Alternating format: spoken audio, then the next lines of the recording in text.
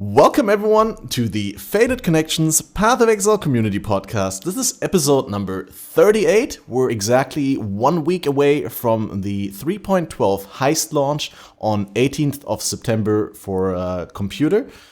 And I think for console is like a couple days later.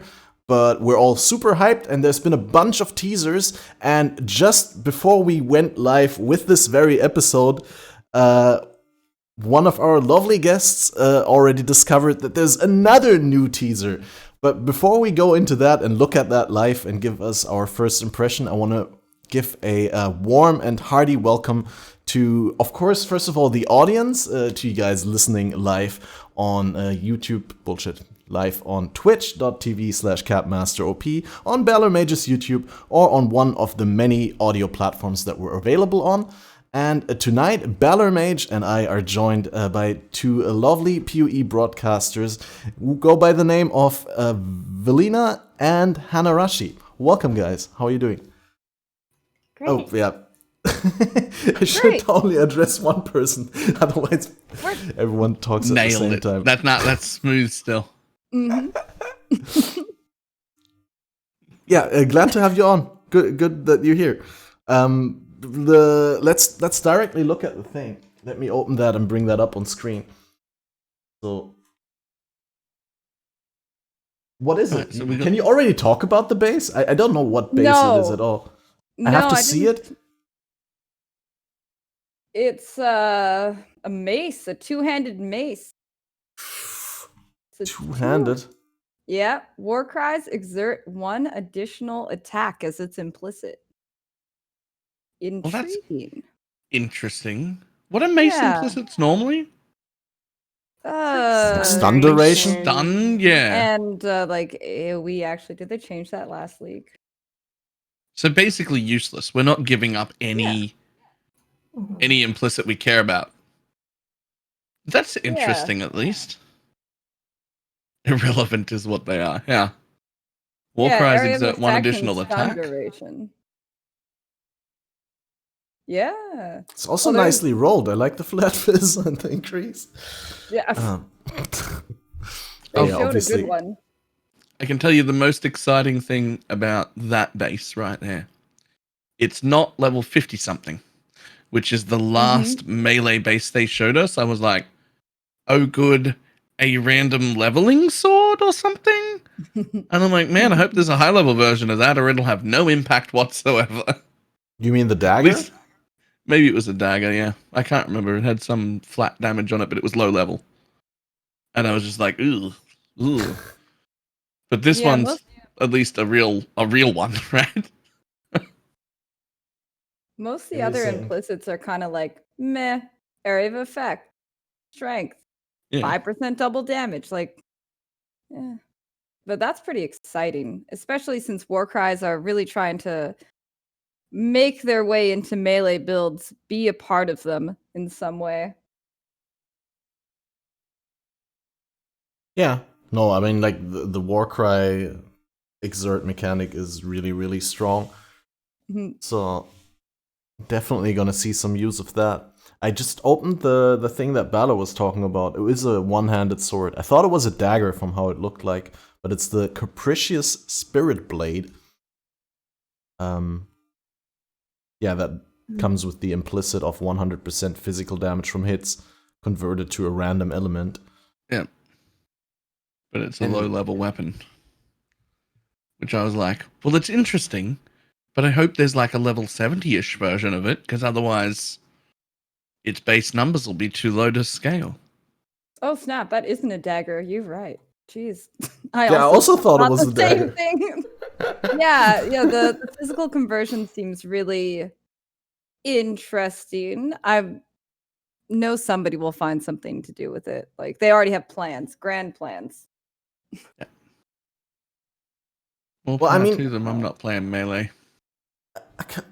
A couple of years ago, it was really popular, like a really popular build archetype to stack elemental damages and to go with like a fast attacking weapon with a high base crit for like stuff like Spectral Throw. But I think physical to elemental conversion has completely push that out of the meta, right? Well, look. I'm not a melee Outside of the person, but deck isn't stacking. it just physical and impale? Like, I don't see anyone giving up impale for that. That's true. That's true. Since Impale is in the game, like main Fizz has been much more of a thing. But before that, I think flat elemental stacking was already being. It was pretty big. Was it pretty big? I mean, a long time ago, to stack elemental instead and just keep your Fizz low. Yeah, that was a pretty popular way. And then Impale came in and kind of ruined that, but for the better, honestly. Like pure physical needed some love for a long time. Or just now go ahead. Attack melee builds in general, really. Mm-hmm. And Impale is just the only way you get enough damage right now. So it's great to have another conversion base like that's interesting, but you're not going to get enough damage on a melee build without Impale. So, like, unless that comes with something else that's going to make you do more damage, you're not going to use it. You're just going to go Impale again. As much as we'd all love to have shatters, yes, it's just not going to happen. Like they need something more. They don't do enough without Impale. Yeah, melee. I mean, the shouts at least are a nice way to try to add on something more, maybe without having to use Impale for like a main Fizz build. But it still does need. I think it's just overall hard to balance melee when spells are so good. You know, spells are just really in a better place overall. Who would have thought magic from a distance is better than a sword? Who would have thought? While saying that, though, I have mainly played melee builds this league and last league and the league before that. But or spells that might as well be melee.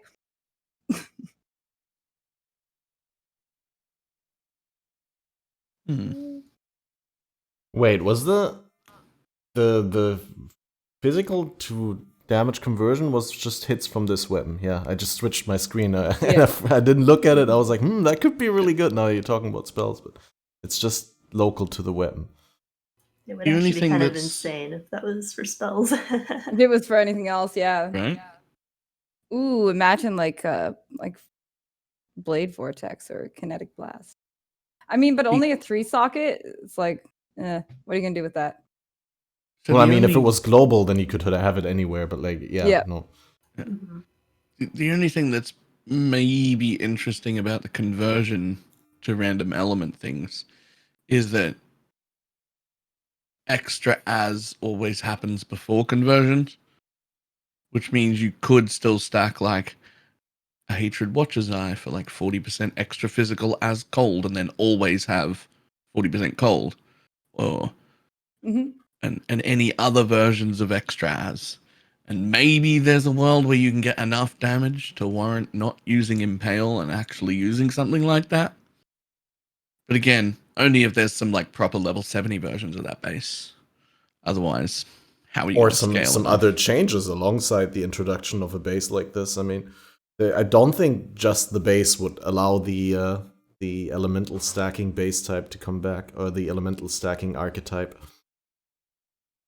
Like we summarized earlier, like it used to be really big, then it got suppressed by physical to elemental conversion, and then when Impale came around, the pure Fizz archetype was super dominating.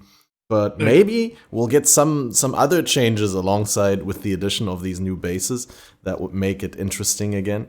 I mean, I've been hoping for a comeback of Spectral Throw. I think Mathel tries to play Spectral Throw at least once per league, and like I think nowadays he doesn't even make it to maps anymore. Because he just gives up on it while leveling. It's just too bad. Yeah, I would like to see some old school LE Spectral Throw again. Buzzsaw. Yep. Okay. I'll tell you what's a more interesting base type. There's a base type, I think it was a Scepter, that's just base type is Elemental Equilibrium. Yes. Right. Yes, that is. Or was it Overload? I think it was Overload. It was Overload. Yeah, it was Overload. But no, regardless, it was a Keystone. It was very exciting. Yeah. It was very exciting. And so one... That's a useful Keystone. Go ahead. Yeah, one, you're making like a Pathfinder and you're on the bottom right-hand side of the tree and you're getting all your damage out of cluster jewels, and now you don't have to waste 27 travel points to get over to EO because you were never going crit. Now that's an option. But more importantly, it showed us a base type that had a Keystone. Yes. Which means they're okay with putting Keystones on base types.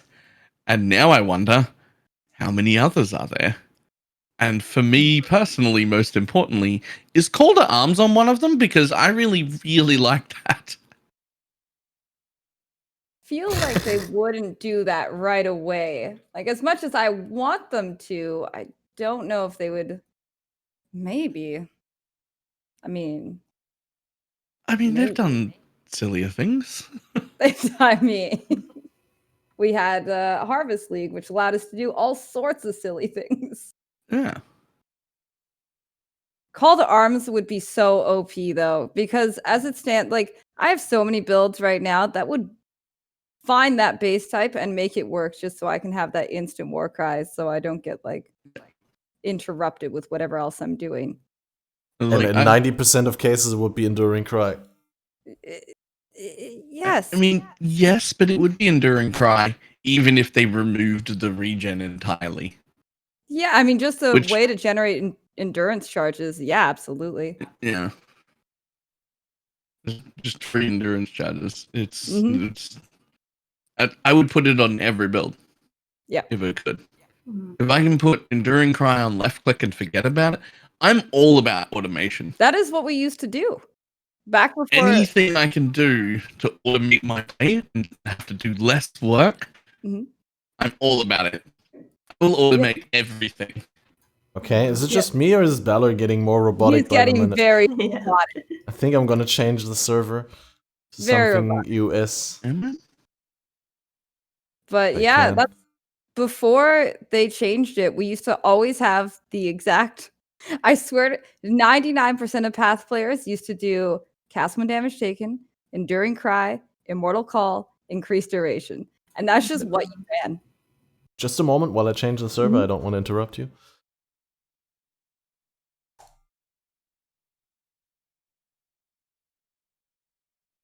Ooh. Oh god. Oh wait. Okay. Hey. Everyone back? Completely green. Back. It works. So now we're US Central. Yep. Now we're it's a healthy point in the middle. Good. No extreme. But yeah. That 4-link was definitely in every build I ever built for a while. Like, just forever. It was too good. When they took it away from us, I may have shed a tear. Like, just a little one.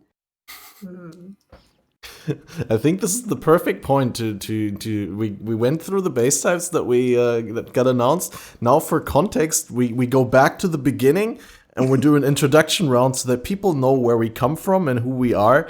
And why we have the views on Path of Exile that we do have. So Hanarashi, would you like to start and tell us since when you've been playing Path of Exile and what's your main thing in Path of Exile? What do you like to do? Sure. So I started playing Path of Exile back in Nemesis Domination League, so when the official release of the game came out. So it's been a long time. I've played pretty casually and almost always solo self-found, especially back when I started playing. Lately I've been changing it up. I've been trying Trade League. Next league I'm going to actually be playing Party for the first time in years, so that should be fun as well. But yeah, what else was I supposed to say? Did the big patch change anything about party play performance? Well, I know that Heist is supposed to be pretty party friendly, at least. So. I'll complain about that in a minute. All right, we'll see. Well, that's great. So you're probably the person that plays PoE the most or the longest on this podcast, because I think Balor and I started in Bloodlines, or like the league before that, around that time, end of 2014. When did you start, Velyna? I started in closed beta 8 years ago. What? Oh. Even longer? Crazy. Oh. Yes, I've been around for a long, long time. I actually even remember the first build I played, but I think everybody played that build because it was really good. Back when Freezing Pulse was like the it thing. Everybody Freezing Pulse. It was just too good. It still should be. Yeah, because it's thing. shotgun, then you just use GMP with it.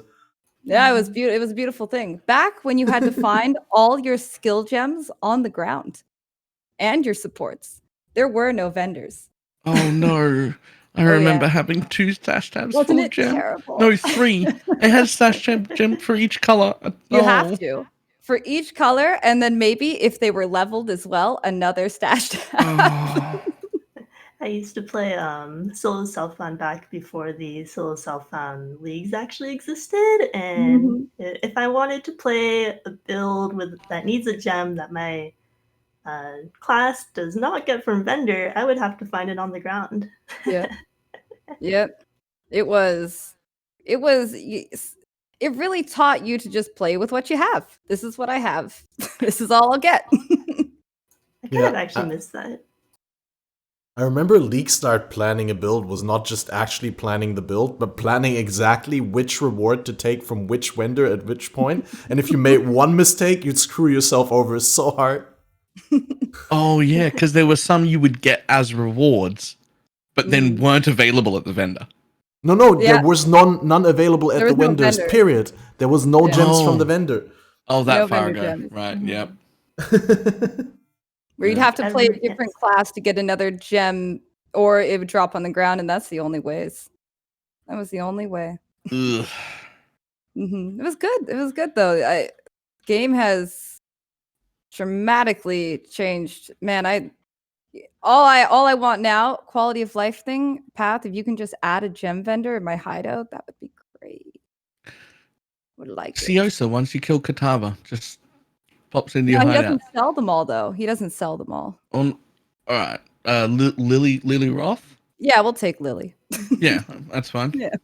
Dude, I don't need them in my hideout. I'd just be happy if Siosa actually would draw my currency from the stash instead of being like, oh no, that gem is a chance orb. You go back. 2 load screens for you. Didn't bring chances. You messed up. Yeah. Or just let him sell them all. Bring him. Why not? Act 3. Let's go. We get hideouts in Act 2. Sure, why not? Yep. No, if he sold them all, it'd be too OP too. Well, it is. I don't know. It is slightly annoying when you're like going to make ults later on in the league. Yeah. Absolutely. And just trying to level something, especially when it's something weird. Yeah. Like I forgot one gem. I'm gonna make a duelist spell build. No, you're gonna log over like 7 times during the early leveling thing so that you can try out different stuff. God damn it! Like, it's kind of not that annoying on the first pass, like on League Start. It's just like something else I have to overcome on the way up, which is fine. It's only the rest of the league that it annoys me. It never really annoys me on the League Start. No, because if you're leveling, it's leveling the one character, but leveling like 5 different characters, 6, 7, eventually there's always that one gem. Oh, I forgot to buy another dash or something just so I don't have to grab it, you know? Yeah. Some gem like that. I'd really like it in the hideout. Just at a certain point, I don't care if it's Katava 10. Or I don't care. Yeah, I don't care if it's Katava 10. I don't actually even care if it's like you kill Awakener. And when you go to the Karuri Shore, you unlock a vendor. I don't care. I really don't care where they put it. The only problem with that is not a lot of people do it. So a lot of people would be missing it. So I'd prefer collect Katava 10. Yeah. But just give it to me. Please. Please. Yeah. It would also be nice if we didn't have to go back to like Act 2 and Act 3 to get our gems to be slightly leveled. Because Lily only sells the level 1 gems. Yeah, just extra load screens. It slows us down, guys. It slows us down. Yeah, it's extending the lifetime of the game. Nah, I mean, I'm a friend of like, I liked the game back then, and I like the game right now, and I don't think the game would be as good or still as fun if the challenges that we face on the average character run would be still the same that we had back then. I kind of like that the game has evolved beyond that, but I also liked it when gems were meaningful drops, when you were really happy early league to get that gem cutter strongbox or something like that. But I'm also fine with the fact that that's not so much a thing anymore, and that you can rely on being able to acquire all gems just trivially, but then have that challenge that previously used to be acquiring your gems shifted to some other challenge that now you have to do, like unlocking the trigger wand or stuff like that. The trigger craft from June. Get me started on Veil. Don't even get me started on that, June. All this unlocking the same things, and you never get the thing that you need, which isn't even that hard to get, but it just seems incredibly uncommon for no reason at all. It's like, I just need the life hybrid with mana. Oh, you're not going to give me rank 3? You're going to just keep giving me, I don't know, something else I don't really need? Yeah, it's better than it was, though, and I like crafting more now than before, but I still dislike her and her system. Yep. I think the worst part about that, though, is the problem that you can't see whether an item has a veiled mod or not without hovering it. So whenever I go to unveil things in my hideout, I'll think I'm done unveiling, and then I try the vendor, and then while vendoring and clicking things into the vendor, I realize, oh, that's not unveiled yet. Cancel, go back, unveil, go back, and then there's another one that I haven't unveiled or something like that. There's always something. I always miss like an amulet or a ring. Yep. It's I've taken to just vendoring them. Like if I unveil like 6 things and then I go to the vendor and there were actually 7, I just vendor it. I'm not going again. I already did the unveil thing. Just go. You can just go. Oh. Unless it's a weapon with item level 75, right? Early league. Yeah. Or a specific. I'll press Alt on it and just make sure that it's like a regular veiled and not like a specific person's veiled, and then it's just gone. Honestly, I'll keep the system as it is, but I would really love for Alva and Jun to be opening their missions and whatever at the what is it, map device. Like, I hate that they have to be over here or something to open up their missions, and then they overlap, and it's just a lot of portals. It's a lot of portals. Yeah, depending on or how at you least lay a out. close portals command. Oh yeah, closed portals. I'll take that. Yeah. Like just That'll be even good. that would be enough. Like just I've got one of them situated at like a doorway where there's a staircase that goes down afterwards, because that's where I want them. And every time you open a portal, it looks so bad. And 2 of the portals go into the area where my actual portals happen. And then if I open this other thing at the same time, then there's 3 and they all overlap. Ugh. Yeah. Ugh. Yeah. Go ahead. I sometimes just make a new hideout. Like I sometimes just change the layout and then change it back and just go through 2 load screens to get rid of them. That does work. True, that's something you can do. I always forget that for like 5 minutes when I'm upset about something and I want to reset my hideout, and I'm like, oh yeah, right, you can change the hideout, go back, and then the hideout is reset. Yeah. Literally huge brain idea, because my 3 head has just been going in the portal, leaving the portal, going in the portal.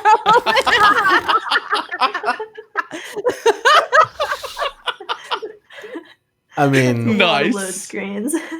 Nice. I'm here upset that I've given myself 2 load screens just to get rid of portals. Vel's gone in and out of 6 of them. it's not wrong though if it works. It's terrible. It's true. I do that. Like every time. I mean, I can't say I haven't done it. Oh shit. Yeah. Yeah, that's actually big strats. I might steal that from you next league. Okay. Awesome. You know what the best part about that is? What? There's definitely at least 1 or more people who are watching you do that who fully knew that they already do it my way and just laughed the whole time and never told you. Like, there's definitely someone who's just gone, look at it, she's going to do it again. There it is. And then never said anything. I wonder how many things like that I'm doing on my stream. Right? Completely inefficient. All right. Yeah, should we talk a little bit about the Heist announcement and what your initial thoughts were? Maybe like a short recap of, if you can still remember, so long ago and so much happened in between the announcement trailer and now. But like, what was your first? What were the first feelings conjured up in you when you were revealed the League theme? So when I was first watching the trailer, I actually didn't get that excited. I was like, you have to sneak around and we're not killing monsters, and escaping out of this sounds really awkward. But then reading into a little more and like figuring out that killing monsters doesn't raise the alert level too much, and since I am playing in Party Next League, that with your party, if you play with people you trust, they can pick up your items for you if you do mess up escaping, and kind of figuring out that it's almost like a merge of a bunch of League mechanics we've had before. And right now I'm actually pretty hyped. What kind of League mechanics do you see merged in Heist? I mean, definitely a little bit of betrayal with like all the different rogues we have, and kind of a little bit of incursion, like each blueprint, or like each heist leading up to Grand Heist, which is kind of like the temple. And not really a League mechanic, but it kind of reminds me of way back at Sacrifice of the Vow, where we had corrupted areas, which kind of introduced us to maps early game, and it's kind of a similar thing where we go into a pseudo map early game. And I really like the leagues where you can play it while leveling, and it still feels fun to do it while leveling. Yeah, I can see that. I would have also said the same, betrayal and incursion, but I wanted to hear whether other people think the same. Maybe a little bit of delve, but not so much because, yeah. It's very early in the morning and my dog is going off his nut in the backyard. I'll be back in a sec. What? The dog is doing what in the backyard? Anyway, let's continue. Have you not heard that saying? Going off his nut? Is that just an Australian thing? No. Okay, he's just making a lot of noise. Okay, yeah, that sounds better. It sounds more podcast compatible.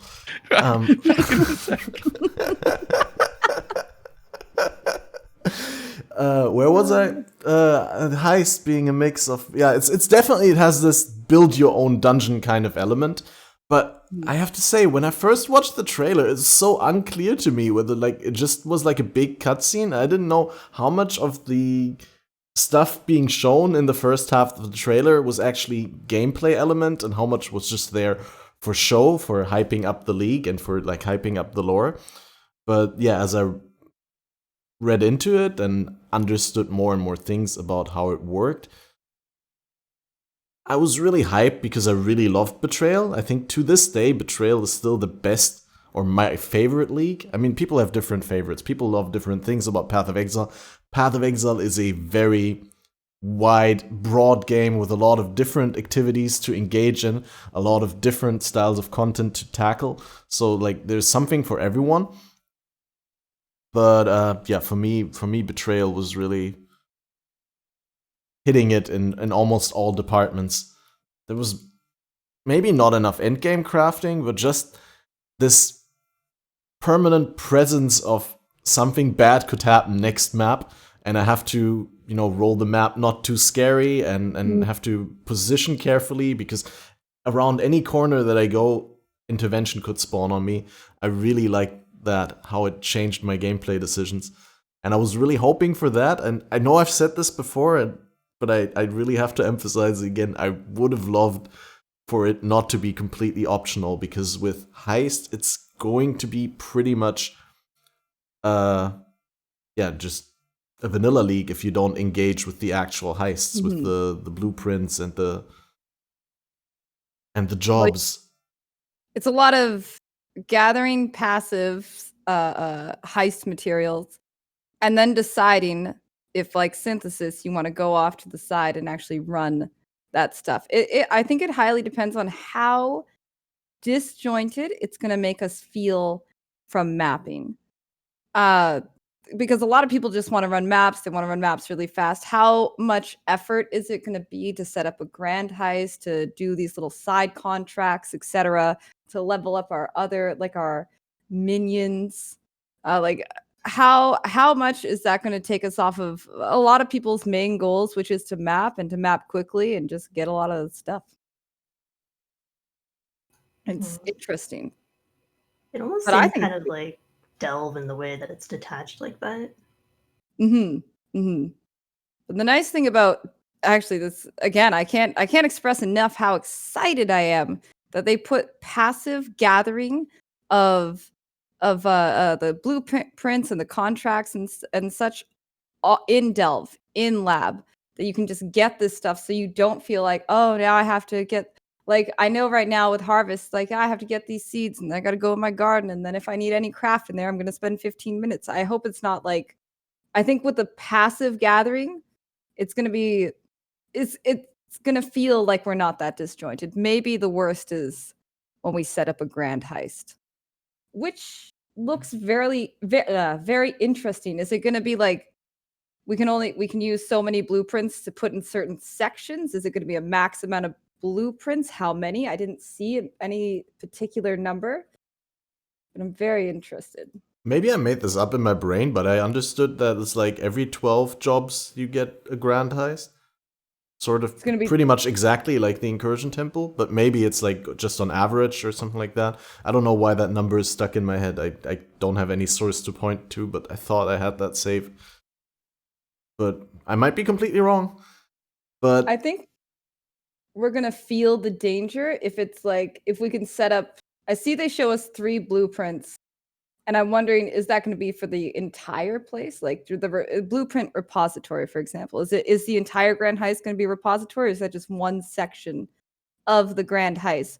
And so if I can make rare blueprints, stacking them all together, is it going to make like the most dangerous grand heist I could possibly make?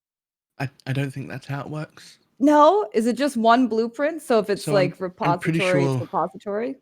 I'm pretty sure you get a blueprint and then you like spend intel getting it unlocked. And that's something that you collect while doing normal jobs. But also the most important part is that you can collect that indefinitely and you don't have to run it. You can just collect and make a grand heist and then just leave it as an item. And you can sell it if you don't want to, and you can just keep mapping, or you can just collect them for a week and then decide, all I'm doing on Saturday is grand heists over and over and over again, all the ones I've made all week. So I don't think it's going to disjoint us from our mapping, because we're not forced. We can just do it at our leisure. Means you could just do that all day, or you could never enter one again. If you decide you hate it, you'll be able to sell it. That's the image I'm going off of. I'm wondering if I can place different blueprints in different areas, or if it's all for the same area, or if they just stay over in the eyeball section of the image. If all the blueprints I create stay over in the eyeball section, and then I just run them as many times or as little as I want. I was never quite clear on this aspect of it. Doesn't that look like it looks like I can put together some pieces of other blueprints to make a grand blueprint? And I'm definitely not sure how it runs. All I know for sure is that we don't have to do them on time. We don't lose anything by choosing to continue mapping. Yeah, exactly. Which I think it's going to be, I think with the passive grabbing in other old mechanics of the game, as well as, doing what we regularly like to do, which is run maps really fast. I think it's going to be really fun. I think it could potentially. I liked a lot of elements from Synthesis. I liked a lot of elements from Betrayal. It's kind of like allies and Synthesis, and I look forward to this. I think it's definitely so different. Yeah. Like, what are these allies? And I really like the part that Balor pointed out, where we don't have any sort of limit. Like, it's not like the like delve soul fight where we have to keep upgrading the limit, and I don't really delve that much, and like when I do, I like to do it all at once, and Yeah. I always feel that, oh, I'm hitting the limit, I guess I have to go talk to Nico now. Yeah. I'm forced to delve now because I don't want to lose any more sulfite in case I use it. Yeah, not being forced into doing content is a huge draw for me. Like, I hate blighted maps, but they're worth running and they make money and Good they're profitable, but I hate them. So I never run them, ever. I don't run a single blighted map. I just sell to no people. And I like being able to choose the content I want to get involved in. And so that's one of the best things to me about the way they've described Heist is if I don't like it, I can just not do it. And if I like it a lot, I can just buy them and run only that and never map again. Yep. I think, honestly, blighted maps being 5 minutes guaranteed, you have no choice, minimum 5 minutes in there, just makes it, I can give you, I can run 3 after 15 minutes. I'm done. That's too many maps. Yeah. It really depends on the build that I'm running. Sometimes it's fun to do them on summoner builds, and if you have to do a lot of running around, if you're Cyclone or Blade Vortex, you just hate your life doing them. Oh, it's terrible. Terrible. There's all the chest opening at the end too, where you have to go to each side of the map. But that's fun. Yep. Because you get fat loots. It is fun. I mean, I do that in 6 things drop in the whole map that make it past my loot filter. Oh yeah, I remember. You're running really restrictive. Well, in SSF, let me tell you, it's really, really rewarding to do blighted maps because you get all the stuff that you want to get. You get prophecies, you get... I can see that. There's so many veiled items. Oils, yeah. Oh, it's so good. So many oils. I'm only probably showing the top 3 or maybe 4 oils at most of my filters most of the league. I'll open 6 oil chests in one and not even see an oil. But now with the new oil tab, it's so much easier to upgrade oils. You should just pick up all the oils anyways. No, it takes too long. Pay to win. Disgusting. Honestly, no, it's not. I'm super tempted really regularly to hide Chaos Orbs. What? Because they annoy me to pick up. Just to have to go I left that Chaos. I must go pick it up because it takes so long. Wasteful. It takes so long to pick stuff up. I just want to kill things. Yeah, Balor, by the way, is here. He's representing the 1%, by the way. I totally understand. One of the most efficient ways to make money is to pick up very little and do maps really quickly.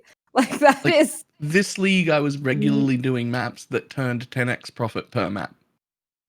That's actually silly. What? What were you doing?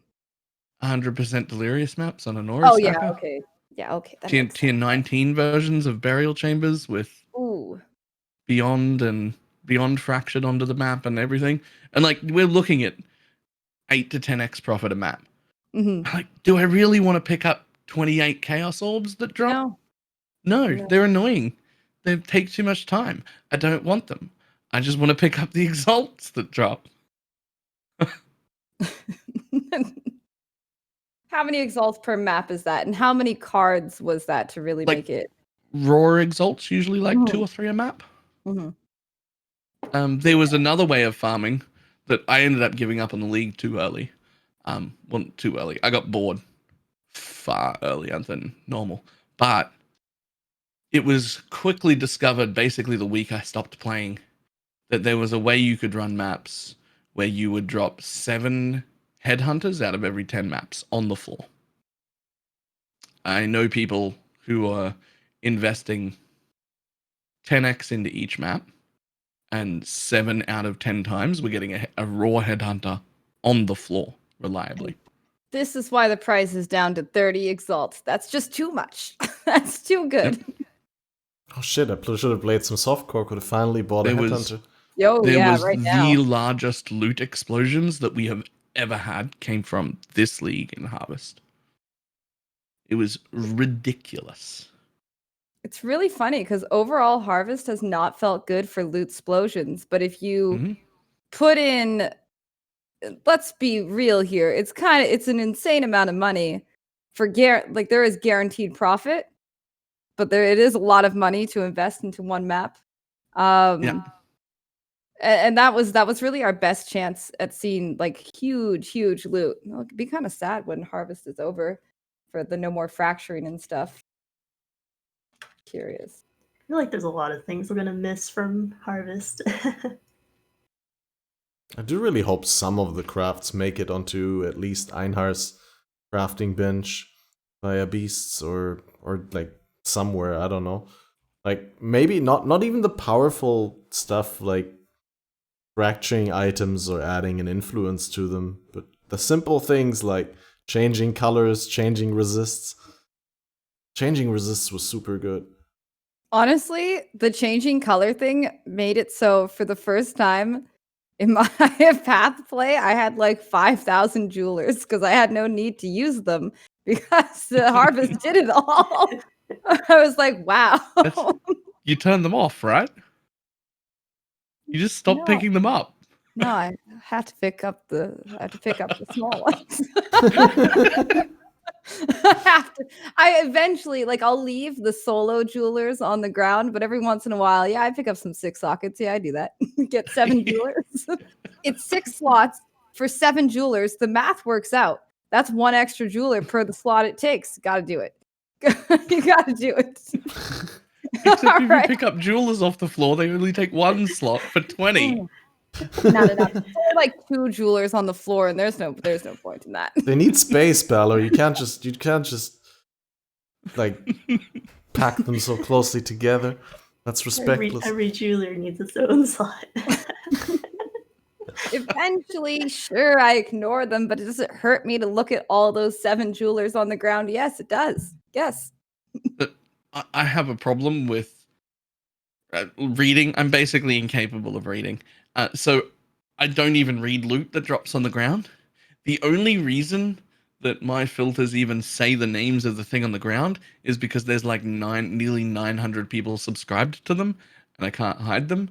But if it was up to me, my loot filters would just be purely color-based. The text, border, and background of every single thing would be the exact same color.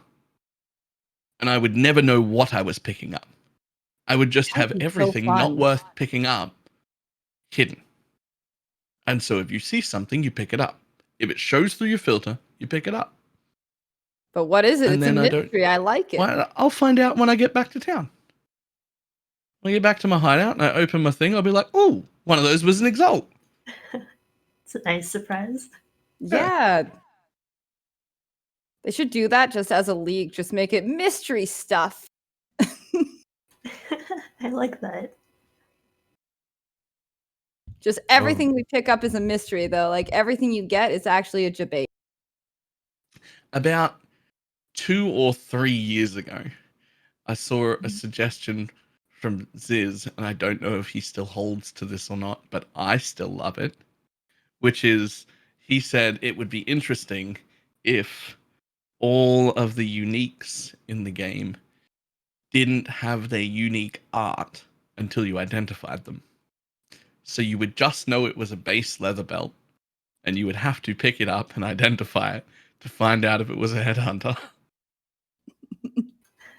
And I thought that was very I don't know if I want it, but it was very interesting. And I was like, that would change a lot, because there are things I would ID, and that would really slow me down quite a lot.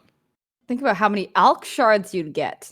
So many Alk shards. Oh, I'd be rolling in Alks. Oh man, that would actually be pretty cool. Oh man, you just reminded me of something. Oh, the upset comes back up again. I told you last podcast that I played like 120 hours in the Gauntlet race, and I never got a bated breath.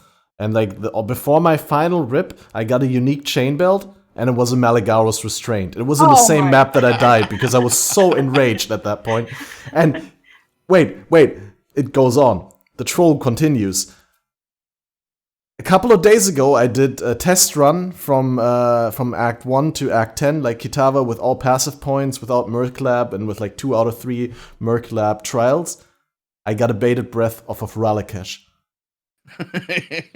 In Act 7, I got a bated breath. I was so upset. Those aren't that rare. No. No, it's not. It's not rare. I get like 6 to 8 per league easily. Yeah. In SSF, but yeah, not in the gauntlet. Mm. Anyway, just wanted to mention that because it fit with the topic.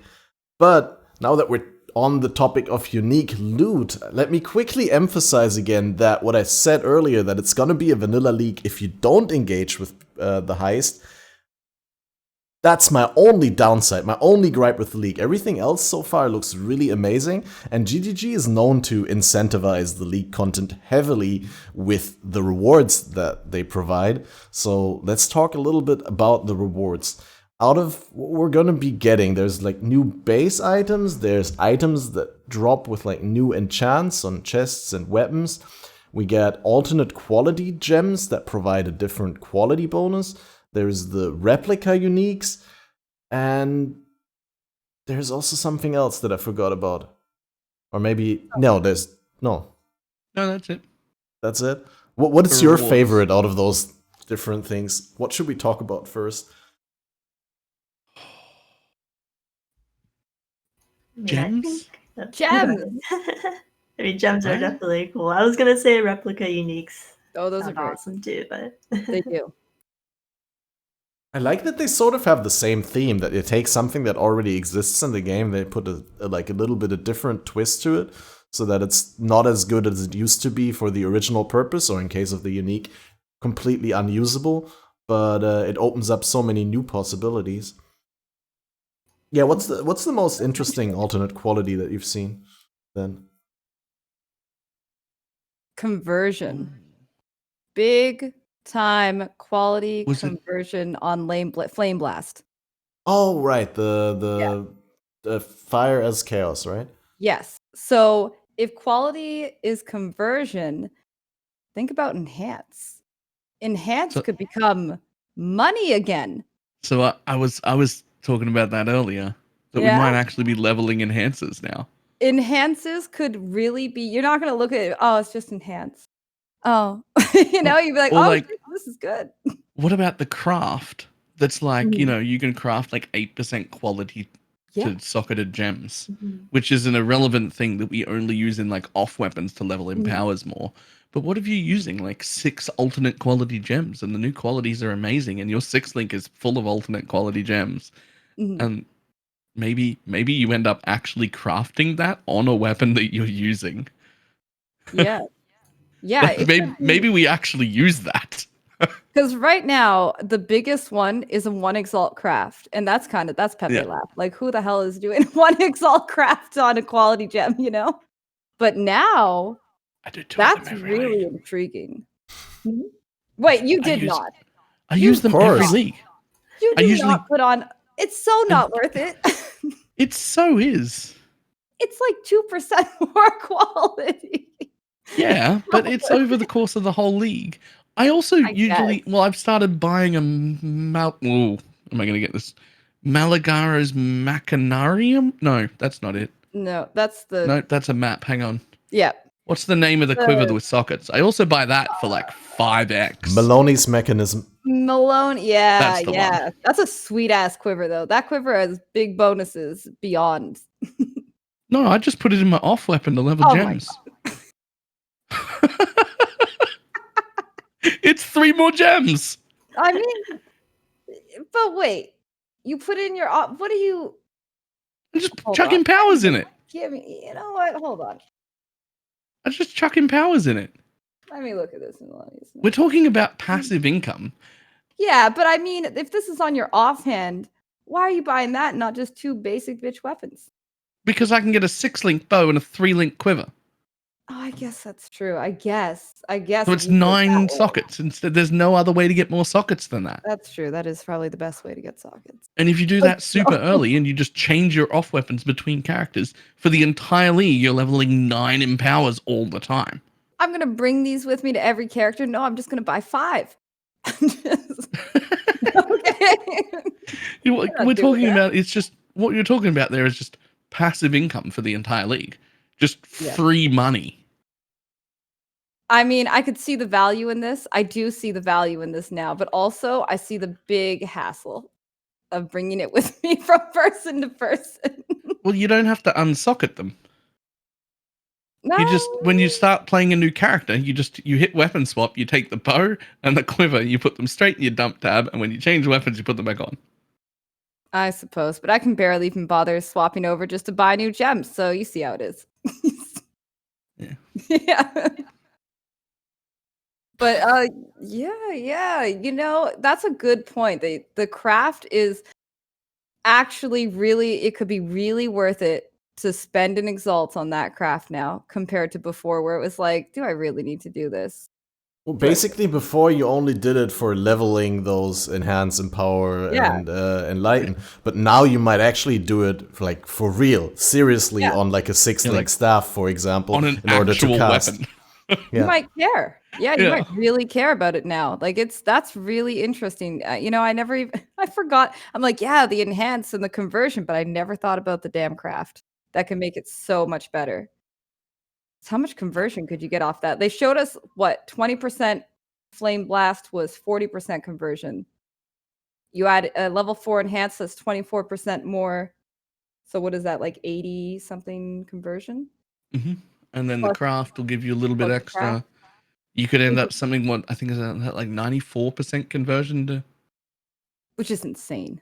Yeah, that's you're all chaos now. Yeah, that's actually that'd be super cool. So I'm wondering, like, what other other gems do conversion?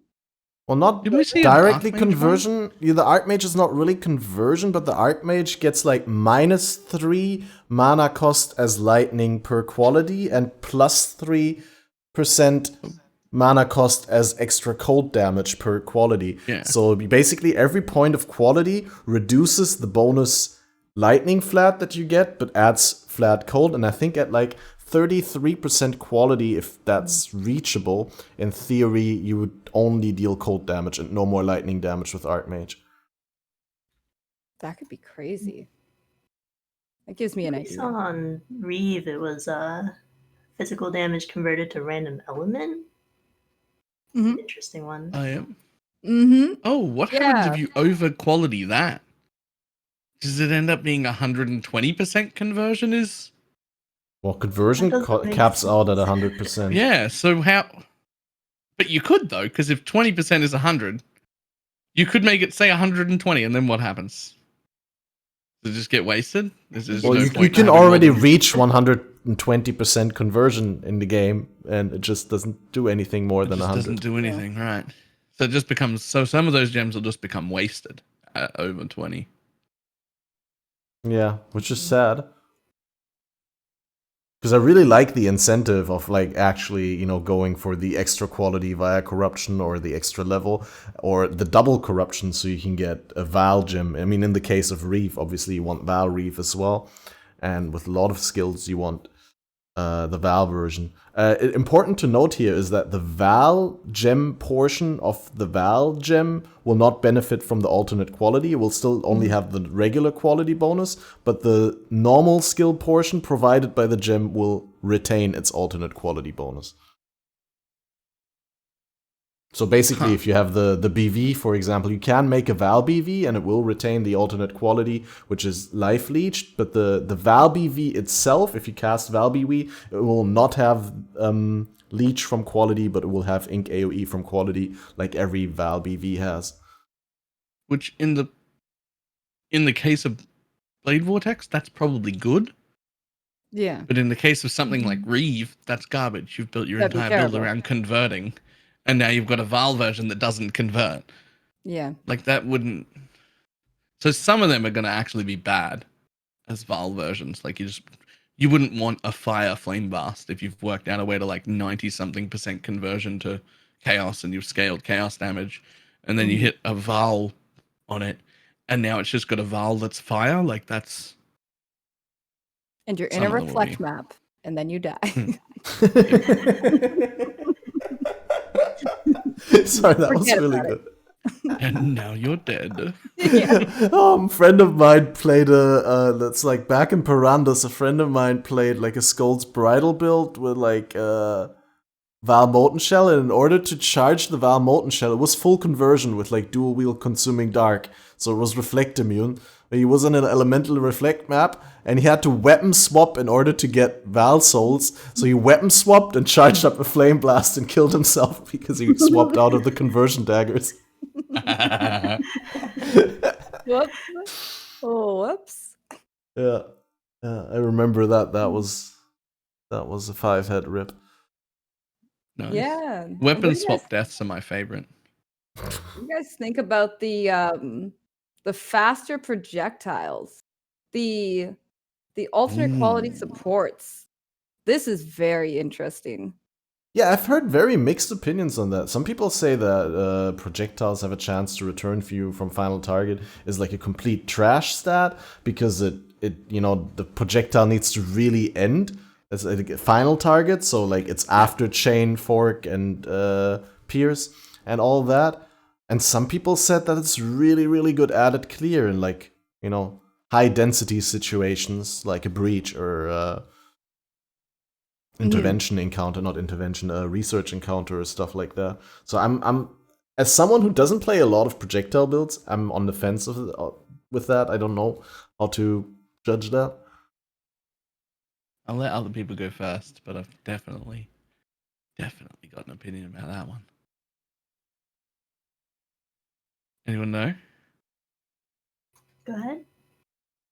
No? Alright. I think it's actually going to be fantastic.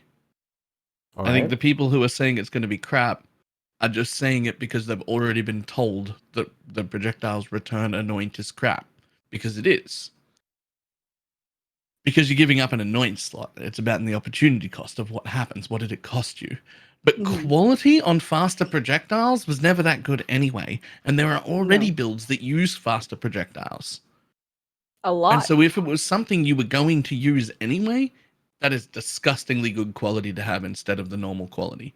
It's really good. It will happen a lot. What you don't want to do is give up an anointment slot for return because of the reason Catmaster said. It won't happen all the time. It will only happen if you literally actually get to the last target. If it hits a wall, if it doesn't run out of pierces, if it doesn't run out of forks and chains and everything else you've got in it, nothing happens. But if you can get it for free, then it just means whenever there is enough density, suddenly you're hitting extra targets again. Like that's free. I want that. Yeah. Yeah, that definitely seems like it offers us as you said, just an opened up anoint slot because it's not worth it otherwise. And in this case, it would yeah. Actually, honestly, I didn't even consider the anoint slot. I didn't even consider it. I was just like, yeah, that looks pretty poggers for anything I use that has chain, anything that's any of my Deadeye builds would really like this, would really be interested. Already use faster projectiles or faster attacks anyways. Either one of these things, like it'd be really interesting. How do you cap it out at like 100% chance to return? Is there any like chance in the tree or from ascendancy? So, because you're not going to reach 33% quality on the support gem because you can't use enhance because enhance only enhances active skill gems. I don't think you do. No. You just don't reach 100%, but you don't need it. No, so you just have 60. Yeah. Like the anoint was 100%, but because of the way it functions, it's just not worth taking your anoint. There are so many better anoints. But there's I guess so if many you like builds split that already arrow use and you it. shoot 10 projectiles anyway, then 6 out of 10 return. But what happens is they return to you, and that means that they fire out the back of you. So most of them are wasted most of the time, which is why it's not that good. Wait, they fire out the back out of you? Wait, Well, they fire return through to you, you? but they just keep going until Yeah, but they like- hit another target to stop. Yeah, but they might hit a target on the way back to you because they return from the final target. So there could be targets between the final target and you that you haven't killed on the initial shot that spawned or like walked there in the meantime. Yeah, I guess that's possible. But the point is, it's not really that good, right? Like, it's very situational and mostly wasted. But in the case of this gem, it's free, so I'll take it. That's very good for free. Probably not building around it or anything, so. Yeah. No, but if you're someone already using faster projectiles, and there's a bunch of builds that do that, Mhm. this version is just going to be better, right? Like I'm going to use it. That is free. I want it. I'm excited to see some more support gems with alternate quality. Like, support gems usually don't have great quality, like maybe some increased damage. So seeing that quality turning into something that is its own mechanic, like projectiles returning back to you, is very exciting.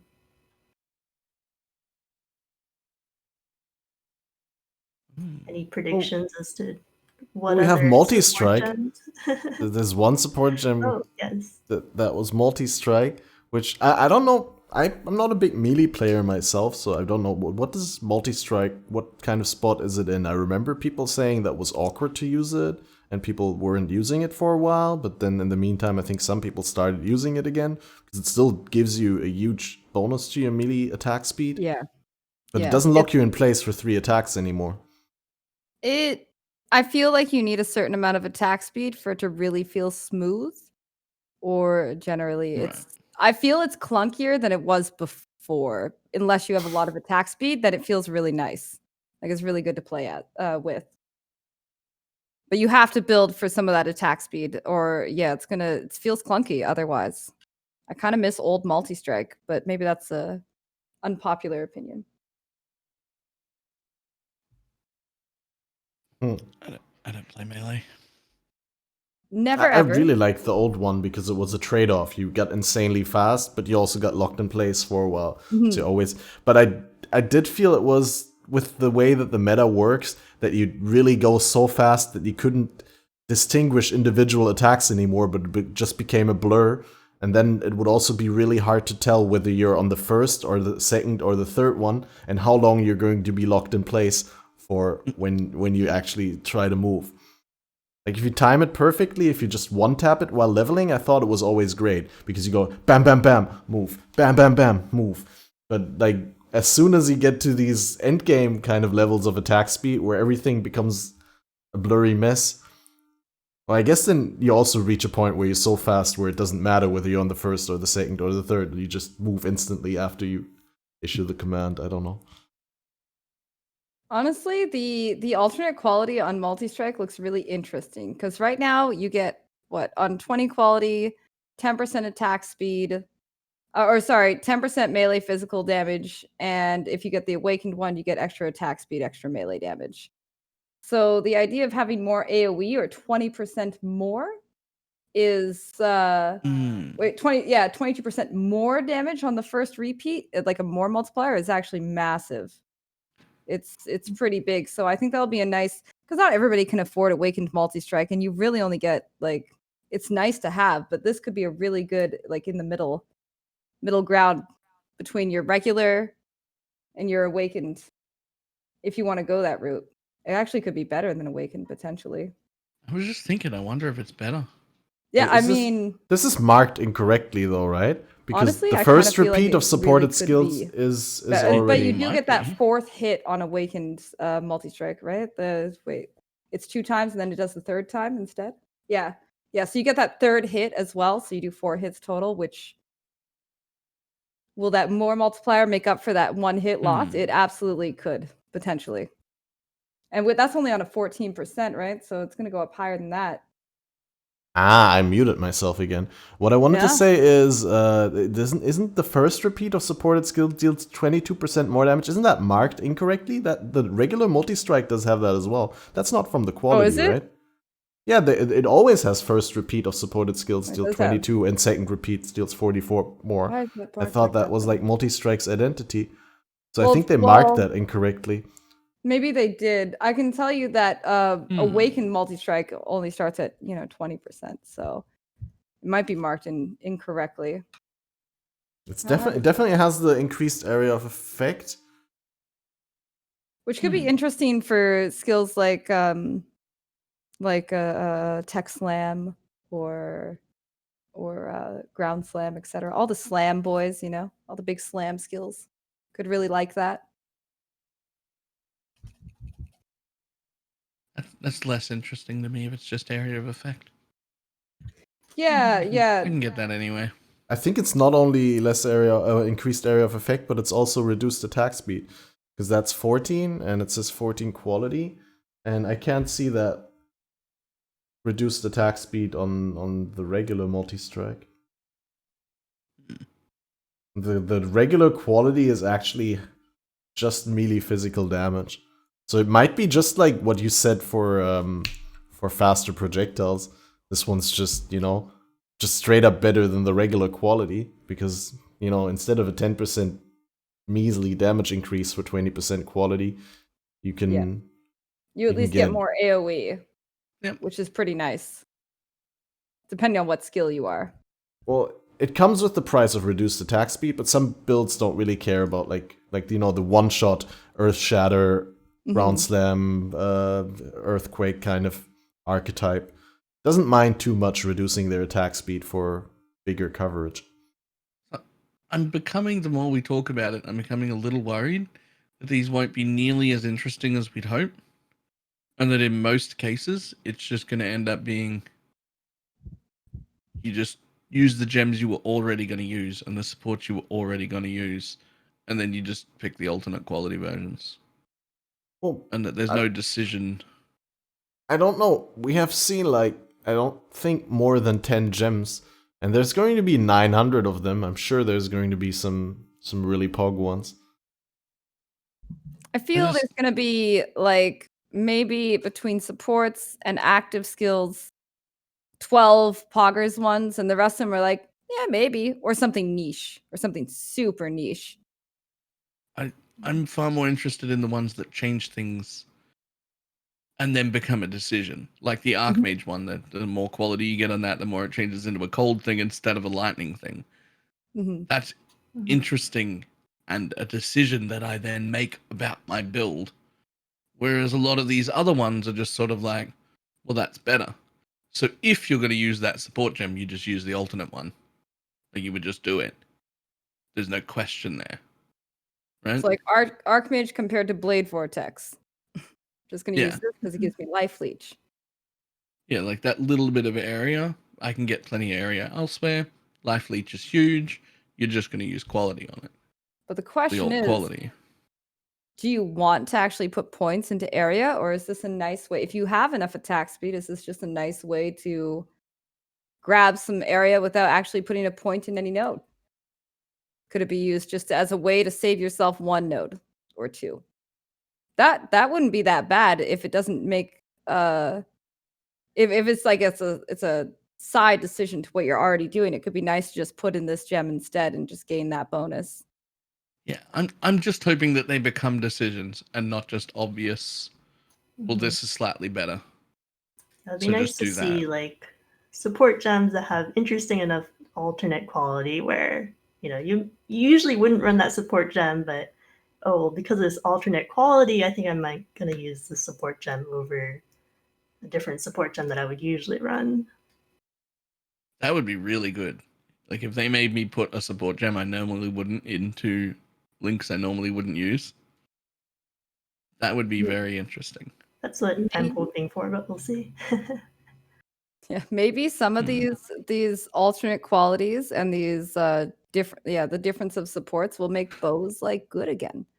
Bow skills, bow play. Maybe it will actually feel better. Maybe there's a way to, because that's been severe. I don't know about you guys. When was the last time you guys did bow builds? I tried on this league. They're garbage. They just make you sad.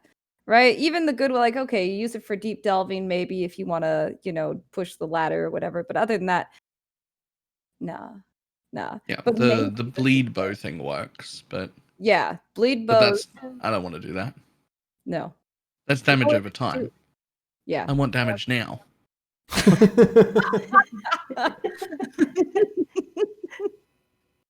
Yeah, like what do you play? You play Ice Shot or you play a bleed bow, and after that, you're done. So, or I mean, Scourge Arrow used to be a big one, but then they ruined our boy, killed him dead. It'd be nice to see more variety of bow skills being used or actually have a use. Or just to use bows again for casting purposes, maybe with some of their changes.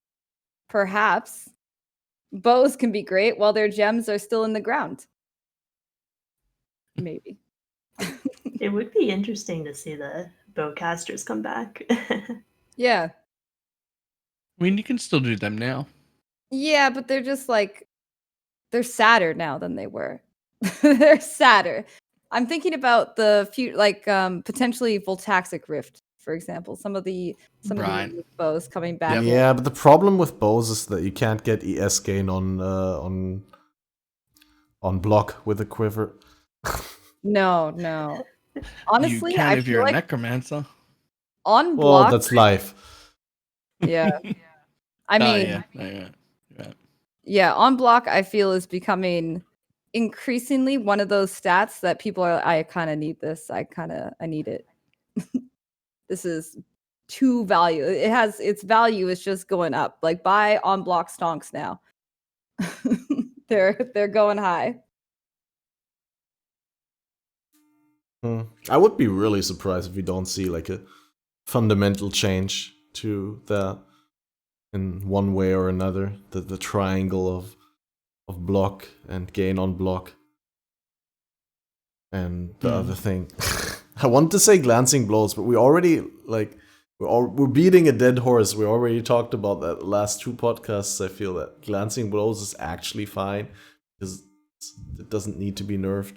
But yeah, I wouldn't mind like seeing a little bit of a shakeup in the meta between what the strongest option is. Not everyone in the top positions being block and X gain on block.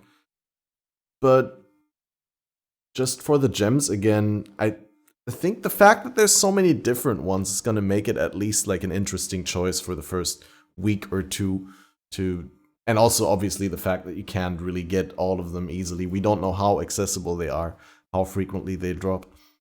Maybe it's something that you really only get later on in your build. Oh no. Are all 900 gems going to be in the patch notes?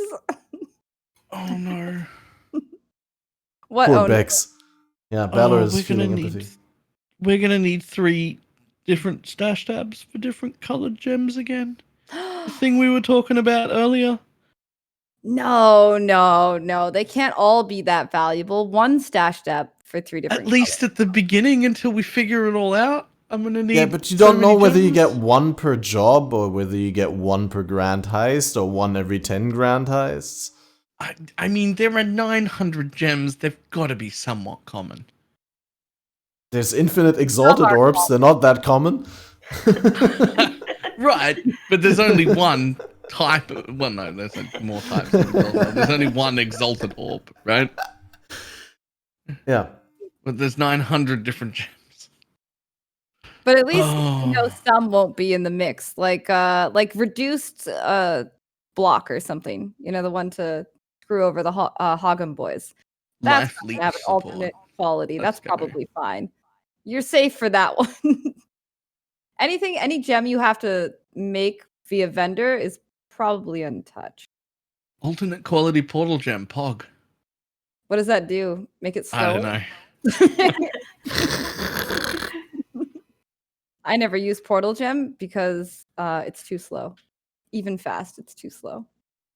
Yeah, that's fair. It takes too long. I don't know. The socket pressure is also too high nowadays. It's like a couple of leagues back, I used it a lot when I had one, but like right now, very, very few builds have that leftover socket where I'm like, I don't really know what to put there.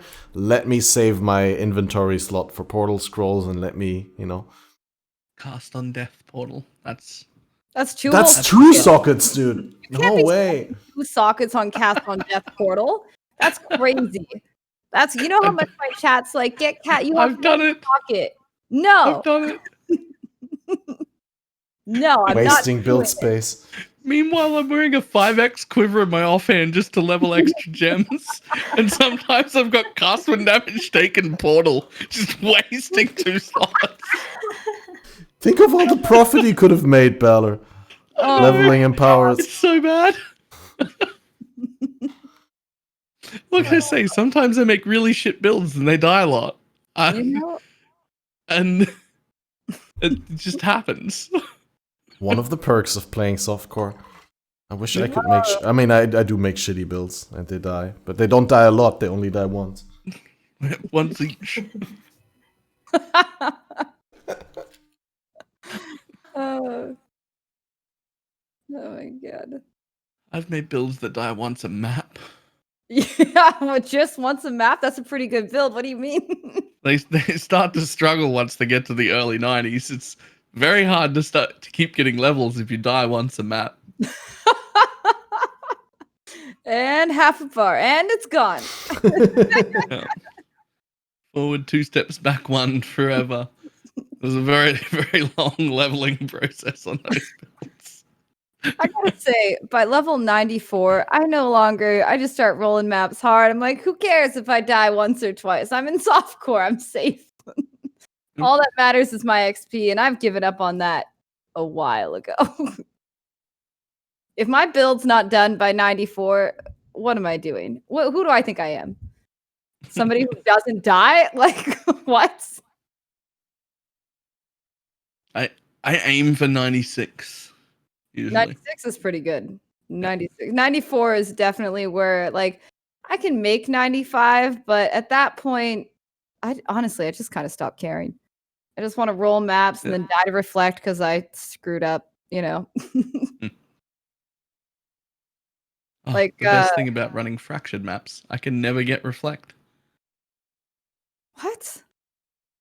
Well, I just roll with fractured and corroded fossils.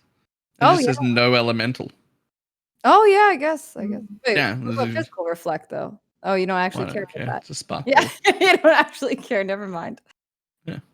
I have to switch between 2 characters right now, between elemental, physical, elemental. And actually, my elemental, the one that can do physical, sometimes I have reflected myself to death because of Wave of Conviction. So, I mean, it happens. Wave of Conviction reflect. Turns out it's a very dangerous skill. I don't know if you guys know that. Physical to lightning? Did you know that we're talking the about exposure is the same if on a level 1 gem as it is on a level 25 gem? So you could literally just have a level 1 and then be immune to reflect. You just don't think about it. But can't you get, like, if you're running a headhunter, can't you get, like, added fizz from monsters and kill yourself to that in a fizz reflect map? Or is that not enough damage? Yes, but they're percentage based. So if you're using a level 1 skill, like, it doesn't matter if you give it 400% extra fizz damage. Oh, no, I mean, like, is there no flat added fizz mod? Or is it always, like, percentage based off of your base fizz? It's always percentage. Okay. I don't know that 100% for sure. But I do know that my build's doing like 8 billion fucking damage. I've made that number up. It's something closer to 40 million. But 6 billion. If a portion of that was fizz at any point and I would reflect myself to death, and it doesn't die. So it never dies even with like 80 stacks of headhunter buffs on. So I have to assume based on that it's all percentage based, because I've definitely had more buffs, enough that I should one-shot myself if it was flat. So that's just an assumption, but I don't actually know how that works.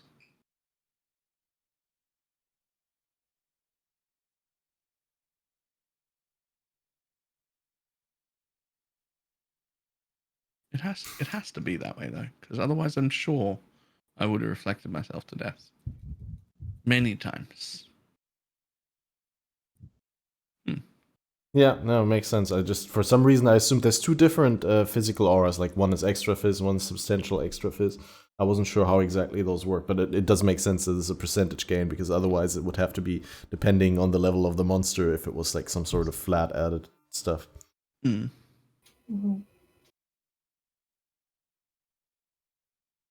Should we move on into Hannah's favorite topic, replica items? So I like to collect things. I'm really big on the unique collection tab, and I'm really excited to add a bunch of replica uniques to my collection. Wait, are the replica uniques going to fit in the unique tab? I believe they said that they are. Yes, They they're all said going to be kind of slots. like On the faded release? uniques. They're gonna have a regular slot and a replica slot, I think, right? Mhm. Yeah. Oh boy. Oh I'm boy. looking forward to that. I'm gonna really go for completing my collection this league, I think. Do you have a completed collection? I do not, Standard? but I play a lot of solo self-found, so Oh my god. It'd be so hard to collect everything in solo self-found. Like all those unique to like torment or something. in standard I might be pretty close, but I just haven't really looked at standard much lately. Ooh. Standard. I think there was a bunch of people doing like a solo self-found unique tab completion challenge last league. And I think the guy at like rank 1 was definitely above 90%. Like he had an insane amount of uniques. But I don't remember whether it was only hardcore or only SSF or both. I definitely SSF, obviously. But I'm not sure whether it was only SSF or SSF hardcore as well. Which replica do you like, Hannah? I mean, I guess there's a difference between what I think might actually be useful for me and what I think is actually cool. But Yeah. for being a cool theme, the replica Calm's Heart, I really like how they kept the kind of the theme of Calm's Heart of adding a flat bunch of something and then a percent increased damage by having that plus 500 in mana and then percent increased lightning damage. Not sure how useful that's going to be unless you're doing some sort of maybe Archmage, that sort of build, which I'm not planning to do. In terms of might be useful, the one with the abyss sockets. Ooh. 6 abyss sockets and 1 chest piece. That kind of sounds insane, and not all builds need the 6 link in the chest. So No, you can get a lot of 6 links like gloves, boots can technically do it, helmet. Those are that's a really interesting one. The abyss socket one is the amount of damage you can put on that thing. it also sounds very expensive or difficult in solo self-found. Impossible maybe in solo self-found actually get your perfect 6 abyssal sockets for that. Yeah, the Yeah. min-maxing is huge on that, like because you can get the perfect implicits also from corrupting. Or I don't know whether there's going to be like a sort of craft where we can add implicits to Abyss Jewels next league, similar to what we were able to do in Harvest. Ooh. Oh yeah, yeah. I mentioned that whole aspo of flat. But that's more of that flat lightning that they were talking about. That's on not a unique though.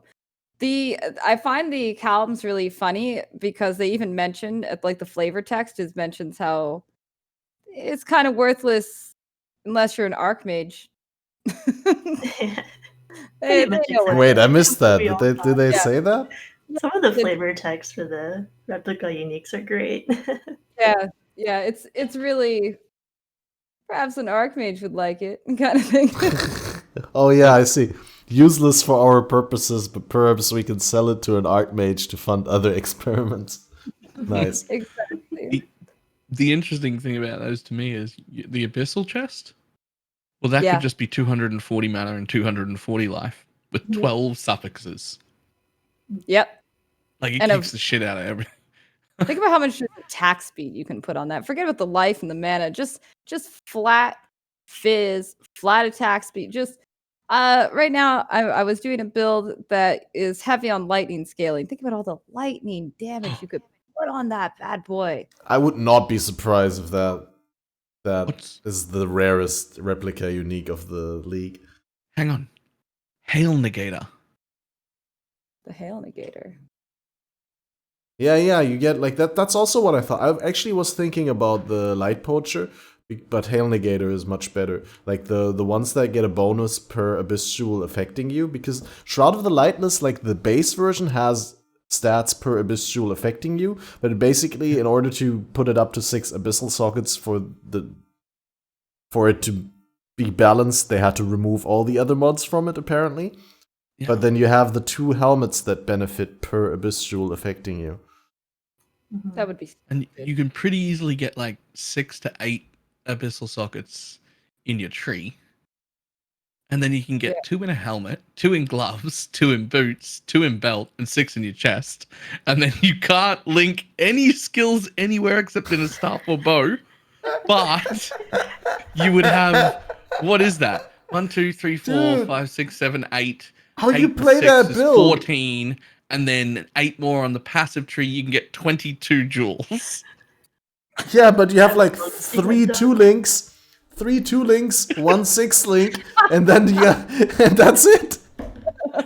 Yeah, I don't know, but you've got 22 abyssal jewels. 22 max spirit charges. Could you maybe never die? Could this survive? That's a lot of recovery. 22 spirit charges. That's an insane amount of recovery.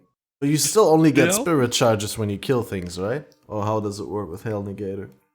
I actually don't know. You get 1 max spirit charge per abyss.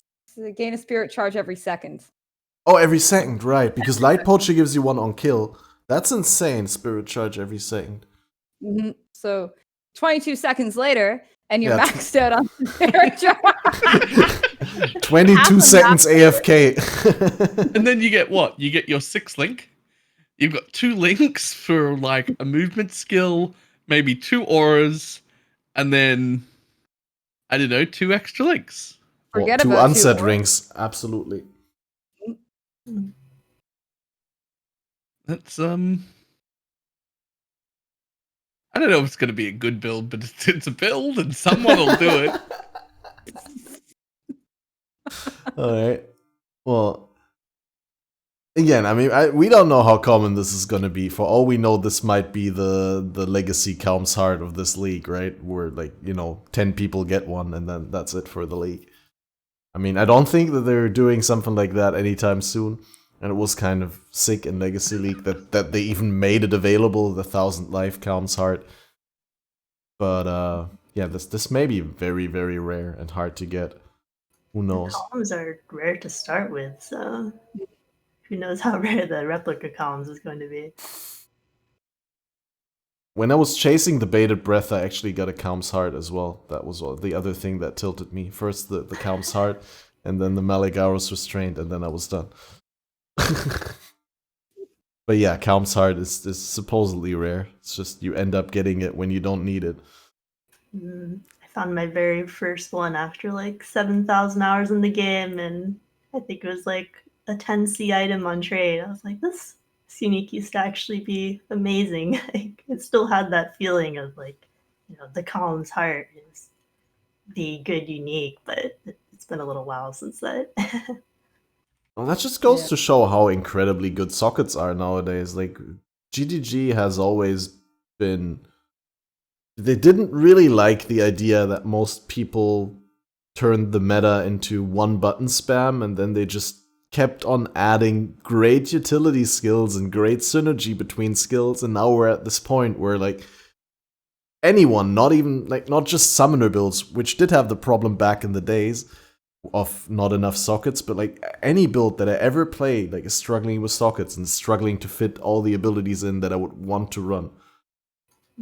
With the new utility skills too, we're gonna have some more choices to make there. And I Oh, still boy. automate as much of it as possible. I like Is every- one-click or preferably no-click builds. Just run. Did they say, is every unique going to have a replica, or is it like, Around because the No. Shroud has, will There's like, around 100, ahead. I think. 100. Intriguing. Which is, I think, the most amount of uniques they've ever added in the game at once. I think. Probably. I think by a long shot. I don't have a record of that. Yeah, like I don't have any data to back that up. It just feels like by a long shot the most amount of uniques they've ever added at once. Mm-hmm. I Just feel like usually they sit around like 40, 50 at the most. Yeah. I wonder how many of them are going to end up being Alk shards. Probably most. Probably a Yeah. lot of them. I mean, that's kind of what happened back in Legacy League. Like, oh, this is for the trash. This is. It looks Now cool. I have shiny trash. Yeah, definitely. I never better. vended them either. I just kept all of them. No. I just made a stash tab and called it garbage shinies and just put them in there. Oh my god.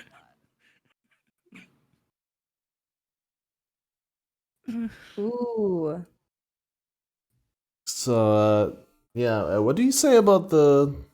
We can go through every one of the replica items that have been teased, I think, quickly and say what we think on it. The soul tether that grants corrupted soul instead of immortal ambition. I don't know what the hell that is. Corrupted soul is the Keystone passive that makes you take 50% of non-chaos damage taking a bypassed energy shield. Wait, it makes you... Well, I can't speak anymore. It makes 50% of the non-chaos damage that you take bypass your energy shield, but in as an upside, you get 20% of your max life as extra ES.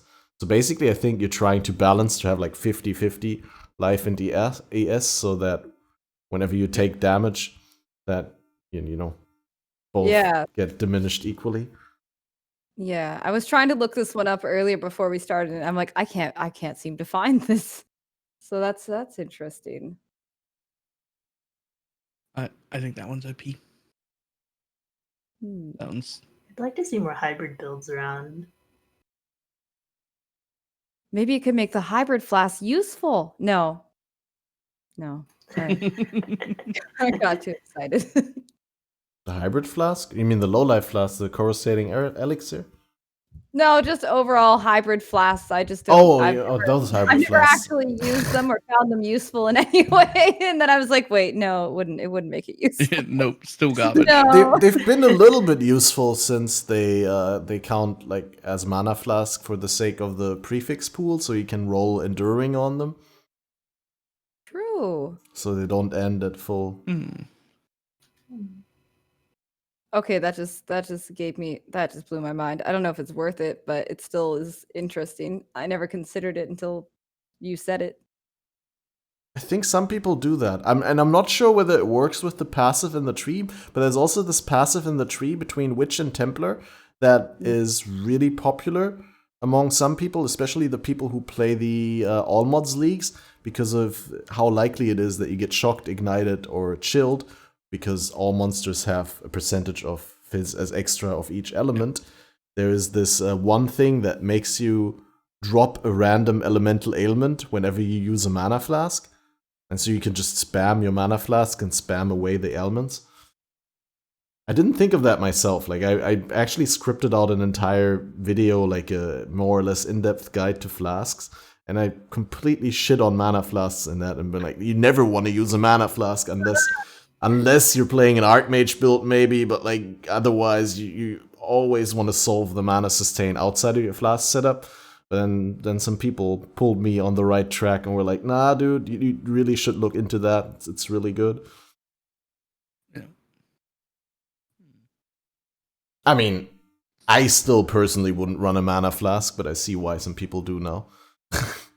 Like, I wouldn't know what to give up for it. Like, I always want my granite, I want my basalt, I want some sort of, like, if I don't have blind in my setup anywhere, then I want a blind flask. I mean, depending on the build. If it's like a ranged build, then probably not. But if you have to go into melee range, even if it's only sometimes, it's just so good to have that blind from the smoke cloud. I don't even want to run a life flask, let alone a mana one. Yeah. Yeah. Like, having to run a life flask just annoys me. Like, I want to drop that. Utility flask, too strong. I want all of them. If I run an extra utility flask, I probably don't need the life one.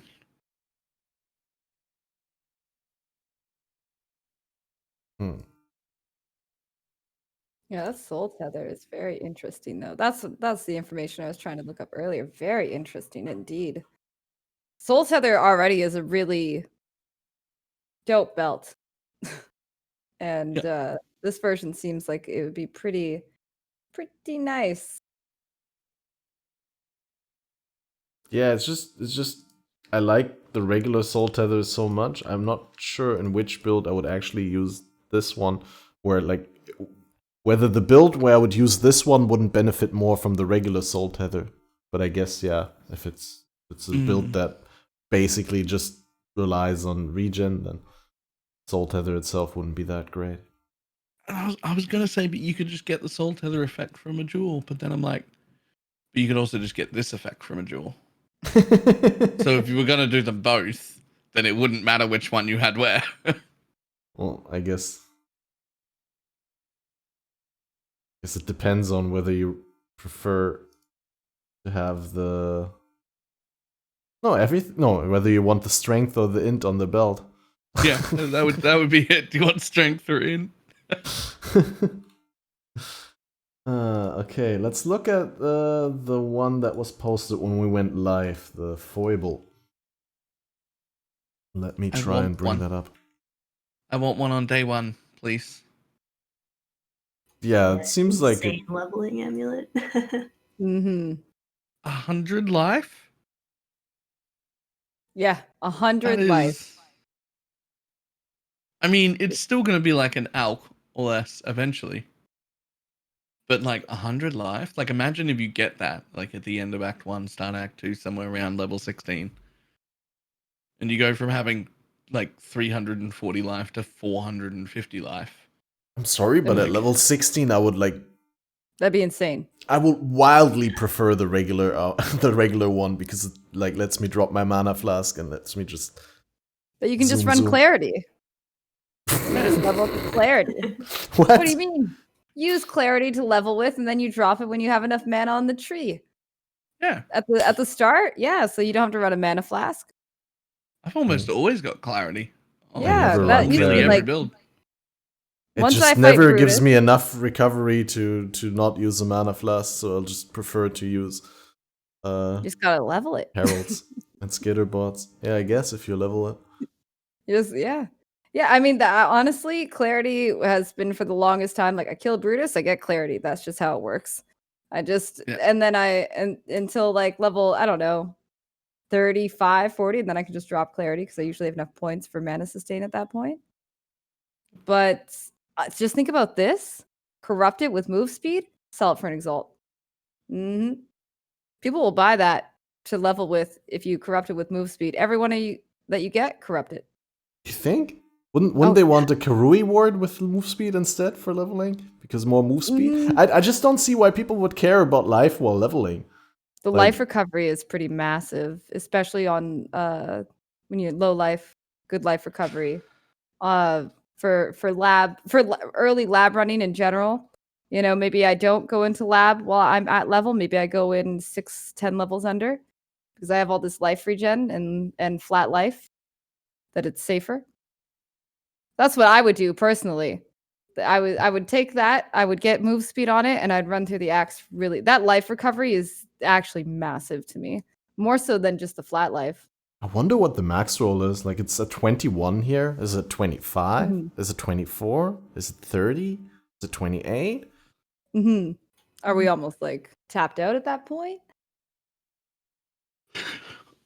What about Also, your Herald of Agony and Righteous Fire Juggernauts that stack buttloads of life and life recovery and regen and life recovery rate becomes one of the best stats you can possibly get, to the point where the Watcher's Eyes are super expensive and Righteous the Fire? belt rolls are super expensive, and I wonder if the life recovery rate is actually the biggest stat on that than 100 flat life. 100 flat life being super nice for day one, but I wonder if the life recovery rate ends up making it usable for some of those slower, more tanky builds. It might not just be just for leveling. yeah, Oh, yeah, it yeah. could go beyond that And potentially. the quality, yeah. Oh, wide okay, that's insane. I Yeah. didn't think about the quality. Yeah. Noteworthy is also that this has a different implicit. It's still a power amulet, but it does not retain the mana regen implicit, but it gets life regen. Yeah. Yeah, we don't get flat, we don't get the flat percent or whatever, you know what I mean, the percent increased. But and also one thing that I know I always overlook, but it would be super nice to have is that reduced attribute requirement. So there's always some attribute that I'm missing like 15 of, or let's say, just a little tiny bit that I got to put in my build somewhere. This would be pretty nice, especially for leveling, to be like, oh, I don't have to worry about it. Oh, there's no point. I don't have to put this point into a 30 in the top to respec it later because I'm wearing this for the whole leveling experience. I think it's going to become like one of the leveling necklaces. Karuri Ward, move on over. Replica foible. I'm still going to use a crew one. For the move speed? Yeah. Move speed is pretty strong leveling. And It day is, it's one, nice. I'll take a replica at Xerius Foible, but I'm just going to have a crew reward with the same anoint that I always have, which I can't remember the name of. Freedom of movement. Not? Is that the one? The one that gives you 10% chance to gain phasing on kill and gives move speed? You might not use that. Like, some people use also the other one. What was this? Quick step. Fleetfoot is the one I put on. What? Oh, yeah. Cooldown, recovery, speed of movement skills, 5% base I movement know, skill, and I know. attack and cast speed. Wait, what was the name? Fleet-footed. Listen to you rich people putting anoints on your leveling gear. What is this?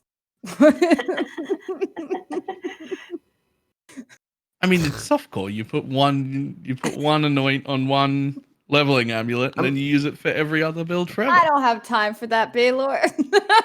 Anoints are so OP because they don't raise the level requirement. They come basically at no opportunity cost. It's just bonus stuff on top. So well, good. when you put it logically like that, it all makes sense, doesn't it? Yeah, that's the stuff that logic get going for itself. Yeah. Making sense. In what world? Now I'm just thinking about all my leveling uniques, and I'm like, that's a damn shame. That's a damn shame. Oh. Okay, quickly gonna do a blitz round. Let's go. What do you think about Malachai's Artifice? Like, the normal one does have some use scenarios, right? Local elemental equilibrium is kind of cool in builds because it's local to the gem that you socket in there. Do you see any use for a local Secrets of Suffering on the Malachai's Artifice? For reference, its Secrets of Suffering is cannot ignite, chill, freeze, or shock, and critical strikes inflict scorch, brittle, and sapped. What are you going to use? What's going to critically hit in a one socket enough to make these worthwhile?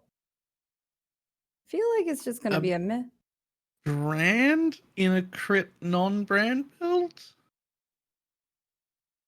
Maybe? Got any ideas, Hannah? Yeah, I don't think it's going to be used that much. Yeah. I do like those new elements, but It's a 1 link. Like, how strong can it be? Yeah, I'd have to do something like discharge, or I don't know, like the rework discharge is supposed to hit bigger again because they added a cooldown to it.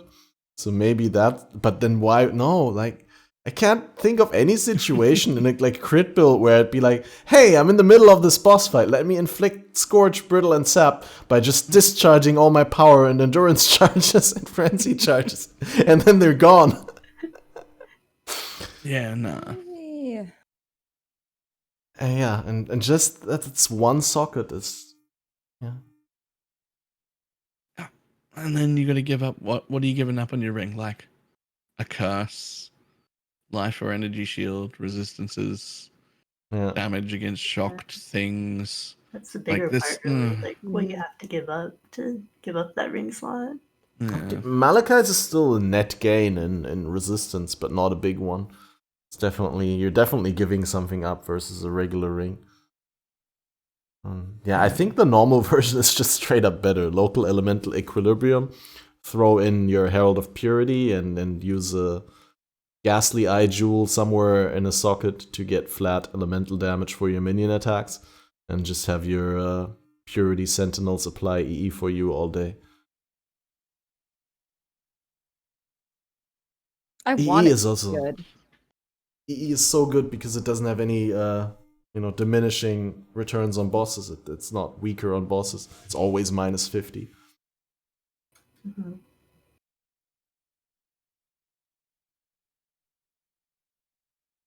Alright, Tukohama's Fortress then.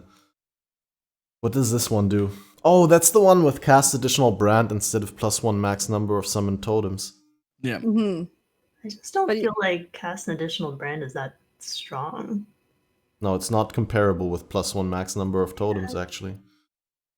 If it was like additional brand attached to an enemy, that would be a little better. Last league, it was disgusting, but no one needs another brand now. They changed brands, and now I don't care. Honestly, brands are still good though. They may have changed them, but they're still fun. They still felt fun. So interaction that mattered before that doesn't exist now, or it does, but in a much, much less capacity, is that when you brand recall, you activate all of your brands. Mm-hmm. Now those act as if they're attached to an enemy. Mm. Now, Holy Conquest, I think, was the one. I can't remember the name, that did 5% more damage per brand attached. So last league, if you had 12 brands and you were a Hierophant that has brand loyalty was the name of it, and you had 4 brand loyalties that were 5% per, every time you recalled, you'd be doing, so each one of them would be a 40%, each brand loyalty would be 40% more damage. And you could have 4 of them. So you're doing 160% more damage. Yeah, and but then that's just over. recall was on such a small cooldown once you made it like, level 9 with enhance and corruptions and empowers and everything like that, that you no longer even took the attach multiple brands to people thing, because you would just run around with recall and they would all act as if they were attached all the time. And that was great, but it just doesn't work like that anymore, and you can't keep up 12 brands anymore, and like none of that works. So I just don't know if an additional brand matters anymore, because you can't keep them up.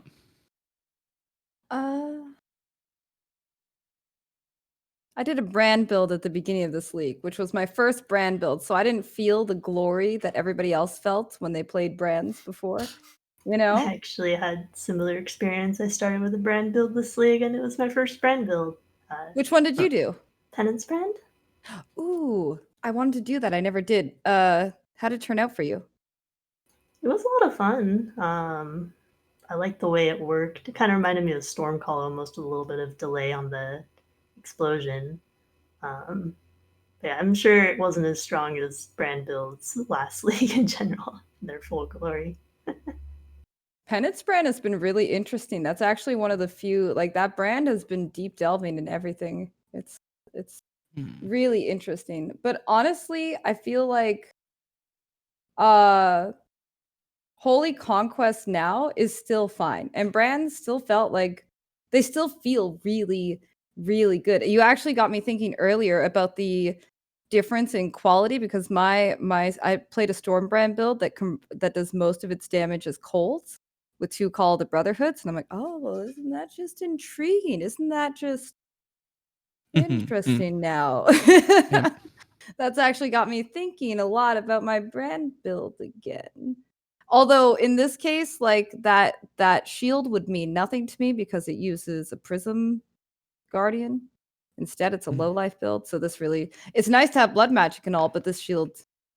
Well, it's not local blood magic though. It's like global blood magic. So it's really it's nice, but it's very, very niche. Like, yeah, you get a nice amount of life. You get that additional brand, which is like, you don't really care about it, but the crit chance per brand actually sums up to quite a nice sum. If you get like 5 brands, it's 100% increased crit chance. That's not bad. 40% increased brand damage is like a helmet enchant worth of damage increases.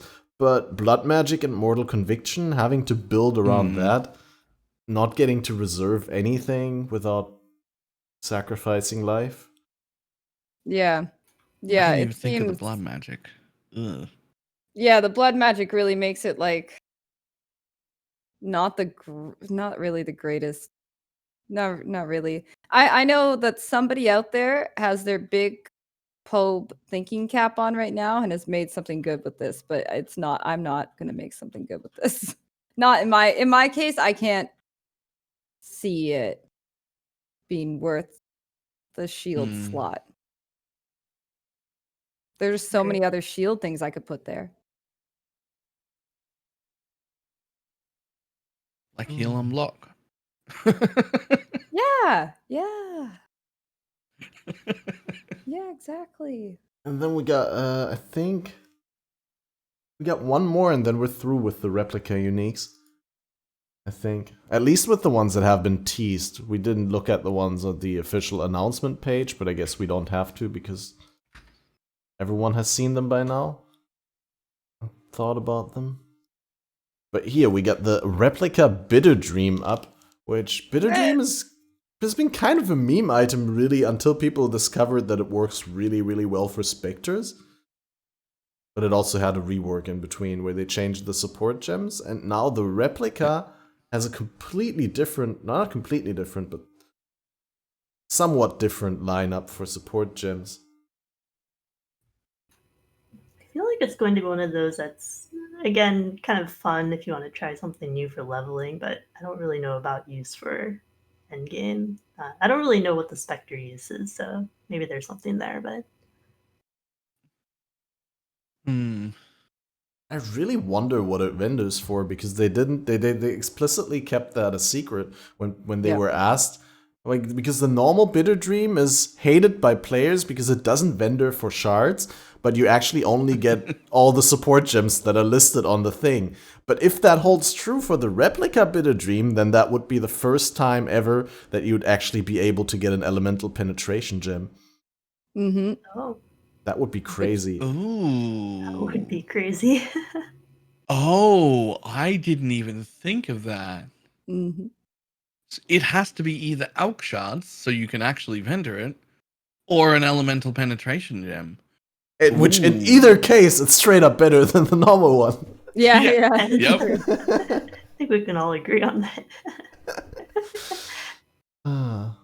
No, that would be crazy. And I wonder how rare it is. Like, if it actually vendors for an LE penetration gem, like, is it going to go core? Because then it would just mean eventually an unlimited supply of elemental penetration gems in standard, which for some builds are really, really good.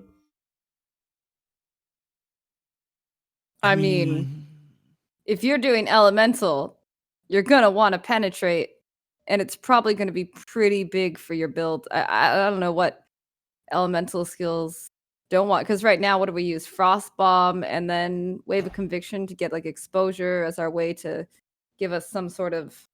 Yeah, there's single penetration gems, but there's like for mixed elemental builds, that's always been one downside, that they don't get a penetration gem because they can't use like fire, cold, and lightning pen at the same time. So that's always why Shroud of the Lightless was, without the replica already, pretty popular in those mixed elemental damage builds, because it actually comes with supported by level 25 elemental penetration. But now if you're using, if you actually can get an elemental penetration as a gem, then you can actually use the replica Shroud of the Lightless. What if it works? Shouldn't it stack? Couldn't I use Cold Pen, Alley Pen? Yes, If I mean it's they're a gem. different Why not? gems. Yeah, totally. Yeah, you should be. That's crazy. That would be very OP. Do we have If we get the gem. values for like how much elemental pen actually does? I don't think we got anything. I think it should be on a Shroud of the Lightless page, honestly. Oh, let's see. Actually, yeah. Wait, doesn't Shroud tell us?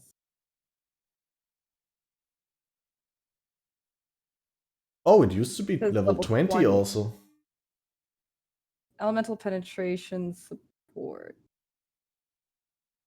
Basically, it says it as elemental penetration support has the same base values as fire, cold, and lightning pen, but for all 3 elements instead. Actually, there's already stuff on the wiki. Supported skills penetrate 37% of elemental resistances. Yeah, that's the level 20 value, I suppose. Yeah. I mean, we could just look it up on any of the 3 other pages. That could potentially just be like a straight up upgrade from the single penetration gems we have if we can really get a hold of the gem. The question is it better than another more multiplier? Like for outside of bosses, it's probably just worse. But then bosses is where you really care about having enough damage. Yeah. That might be worth. That's crazy. Do you think about like, that with Reeve, with the new Reeve. Yeah, we're getting all this stuff that's converted to random element, and with an elemental penetration gem, could be a lot easier to build that. Yeah, that could be a bunch of added damage without having to worry about, because like a lot of the elemental switches that right now, or not even a lot of, I'm mainly thinking about Wild Strike and how people just try to push it towards one element and cut off the other 2. Even Wild Strike is more interesting now. Poor Wild Strike. That's super interesting, though. I didn't even notice that was just basically they announced that they're also buffing the Shroud of the Lightless base version, because according to the wiki, it says it has to level 20. When did they bring it up to level 25?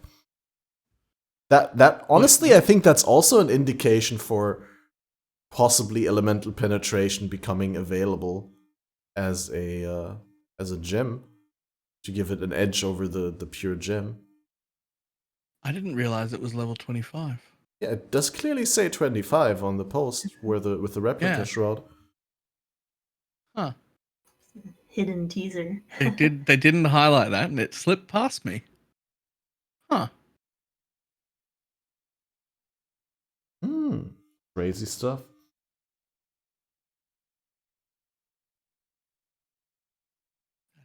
That is interesting.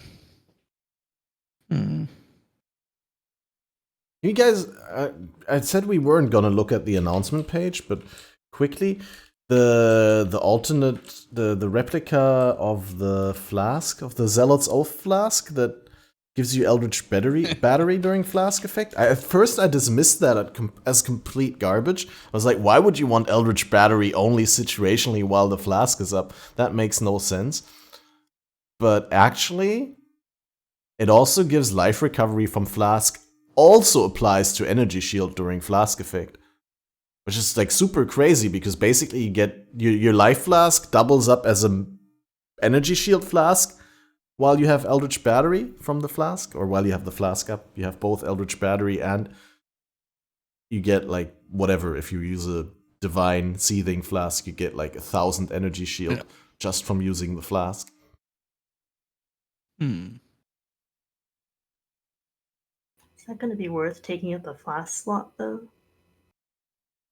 Good question. You also get damage in consecrated ground. Yeah. A lot of people like Yeah. sulfur flasks. You sound so unimpressed. Yeah.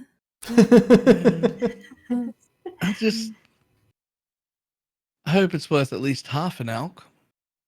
Half an hour. Wow. When I vendor it, Wow. I would like 11 alk shards, please. Actually, speaking, maybe not the Sorrow the Divine, but those the boots, the lionized paws. Those are some interesting effing boots. Those are some. I like those. I don't know what I'm gonna do with them, but I like them. I was thinking while you're leveling, it's kind of nice to trigger a Toxic Rain when you like make it have 100% poison chance for getting easier stacks on the Herald of Agony. If you're leveling with that kind of stuff. Yeah. Good move speed. Okay, that reduced on low life would suck, but sort of. They always. But then, on the other hand, you don't need the replica Lionized Paws for Chaos. that. The regular Lionized Paws also give Rain of Arrows, and physical damage can poison just as well as chaos damage, so I don't even know why I said Chaos that. is nice. The flat chaos is nice, and those stats are really sexy. And they already have move speed, so it's... Yeah, those are really nice. Those are real nice. I have no plans to make a build for it, but I like the idea of them. Definitely a fun one to try while leveling. You don't think they could be like an end game something? You don't think that those could ever stick around for Level 5 Toxic Rain? Well, that would just be like an added bonus. Like a curse on hit or something like that. Yeah, I guess. Yeah. Right. I think they could think about it. Yeah, you're right. Like you could actually like triple curse on hit as a Toxic Rain occultist with that. Or anything. As long as you're anything attack with a bow. The options are limited. Right. Because the active's built in, so you can just curse on hit and 3 curses. Yeah. I hope I get to make a bow builder. Yeah, that's a really dope replica unique. They've made some very interesting replicas that I'm not sure what I'm going to use for them, but somebody has a plan. Somebody sees it. I can't wait for the first... Hannah, you wanted to say something? I like what they're doing with the replica uniques. How it might not be for everyone, but someone's gonna come up with something really interesting and really niche to give it a use. Yeah. Yeah, in a way, I think the ones that are not obviously OP or obviously good are more interesting because someone may figure out a use for them. But I also can't wait until first 2 weeks of the league, checking the Reddit and people posting all kinds of new uniques replicas that we haven't seen yet. Because what do we have? In total, we don't even have 20, and they said it's around 100. It's crazy. Yeah, there's a lot. We've seen 8, 7. Got 3 on the page here. I think it's around 10. How many did we have? 1, 2, 3, 4, 5, 6, 7. Yeah, that's 10 in total, I think. And my favorite thing with the new stuff that comes out like this is when they announce something, and then I openly tell everyone it's garbage and it's worth an alk shard, and then somebody with a 5-head brain goes, "Yep, no, you're an idiot. This is actually super powerful," and then suddenly it's really expensive. But you already vendored it for alks. Remember when you said it was garbage and you vended it on day 1? Because you said no one would like it? Well, it's worth 22 exalts now. Suck it. And I have to be like, oh, man. That might have happened before.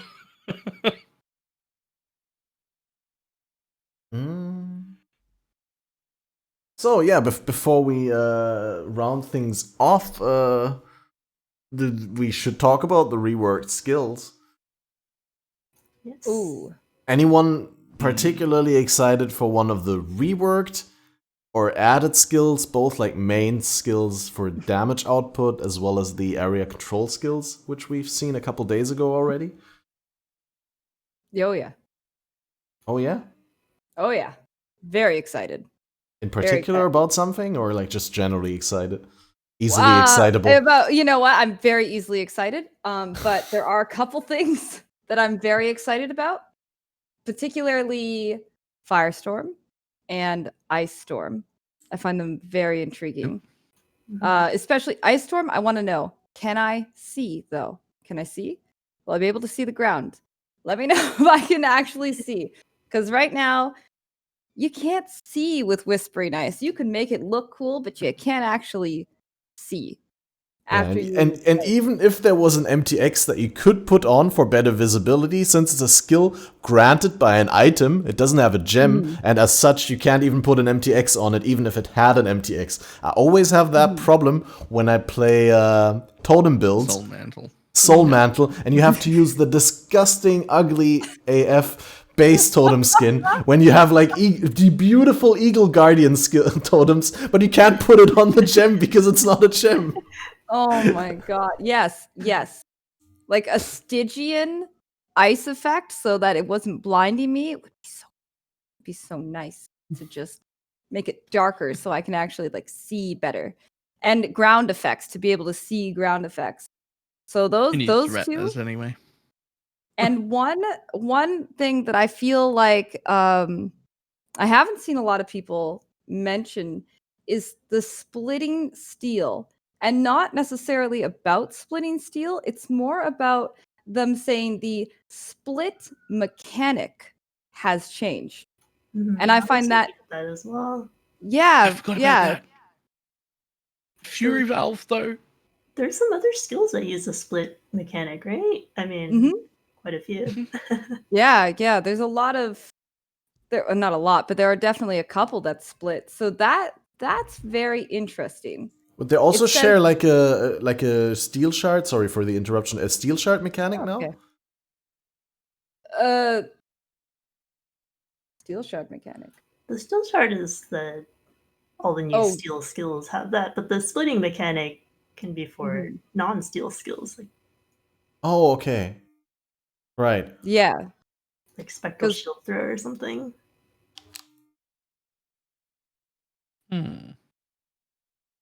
Yeah, exactly. Do you have any ideas what you might use this with your new splitting mechanics? Like I've never been interested in split arrow, but now I'm legitimately interested in split arrow. Wait, split arrow splits? No. Fury Valve is the answer. Wait, is it? Is the only answer? Fury Valve is definitely one of the answers. Wait, I'm super 3-head right now. What's Fury Valve? So Fury Valve's skills fire 2 additional projectiles. Modifies the number of projectiles instead. Apply to the number of targets projectiles split towards. It's the original split mechanic. Except that it overrode a bunch of other things and it wasn't working the right way. It wasn't in the right order of events. I tried to use it with like 17 different skills. I really tried to get it off the ground. I was really excited about it. Everything ended up garbage because of the order of events. They changed the order of events. Fury Valve is going to be good. I'm going to tell you right now, I've never seen this. Exciting. I've never seen this item. Oh, it's exclusive to Metamorph. No, never even seen it. Metamorph thing. Me neither. No? But I tried really hard to make it good. About it now. I tried really hard to make it good and it wasn't. It just wasn't. But it might be now. Intriguing. Yeah, honestly, there are so many uniques in this game that could have been in the game from like launch, and I just never seen it before. This is going to be one of those uniques. This is the kind I'll have to grind out metamorphs to do it if I want to find it, which is fun. I love metamorphs. I had that experience this league with Blightwell, which is a unique clutching talisman that apparently is in the game since Talisman. And I haven't seen it until this league. I got it for the first time. And it's super cool because it has like slower start of ES recharge, but then like a huge amount of increased recharge rate. So it kind of, together with the ES recharge quiver, they kind of negate each other's downside. And you got like just pure buffed ES recharge. It starts faster and it is like an insane rate. And yeah, honestly, this has been in the game since 2.1. And I got my first one in 3.11. and I probably wouldn't have even known that it's good and that I shouldn't vendor it. Well, I guess I would, but I already knew when I saw it because Tarky mentioned it in a video. Yeah. Yeah, it's crazy the amount of uniques this game has and like how you can miss a specific unique for ages. I mean, I've never gotten a void battery. Me neither. Damn. Yeah. Most people I tell that to were like, oh, I already found 2. Or something like that. Some people didn't have a Shavs, but they had void batteries. I've actually found 2 Shaz, mirror, columns, no You void found a batteries. mirror! Oh my god. You found a mirror and no void battery? Damn. Nice. That is my experience. I want to find a Like, mirror and no pretty void early, to battery. be fair. Oh, I mean, wow. early being like 4,000 hours in, but You still have it? yep, it's sitting in Soul Self-Found Standard. Ooh. Yep. It Mine's- has to. Mine's just sitting in hardcore standard forever. Because I found exactly one, and I'm never letting it go. It's mine now forever. I've played for 8 billion hours and I've never found one. I will 8 find billion. one. Oh, it feels like it. I will find one the day that the servers close down. That will be my time. I just know it. They're like, we're finishing PoE 1 and then it will happen. And I'll still be pleased about it. And I'll be 80 years old. What? I assume that's when they're going to close down the servers, when I'm old and gray, and then I'll still be playing because I'm highly invested. I love this game. The word is addicted. I'm not sure they're ever gonna close down the servers. They're just gonna shove it all into the next version of the game, just like they're now like getting PoE 2. Basically, We'll just be playing PoE 5 at that point. PoE. Yeah. Yeah, and Balor will still have his mirror in permanent hardcore. Yep, it stays there forever. Oh man. On the bright side, by the time PoE 5 rolls around, it'll be way easier to dye my hair purple because it'll be all grey. So you don't need to bleach it before. Yeah, it's gonna be way easier to shave my head because my hair is gonna be all gone. Yep. Well, is there any noteworthy mentions still? Like, I personally think that Firewall looks great. In general, the area control skills look really interesting because they require a little bit of investment for uptime, and they probably, I mean, I'm not sure. For all we know, they might not change anything, but just replace existing skills in trigger setups. But maybe they're gonna change the way how boss fights are being played and how builds are being built.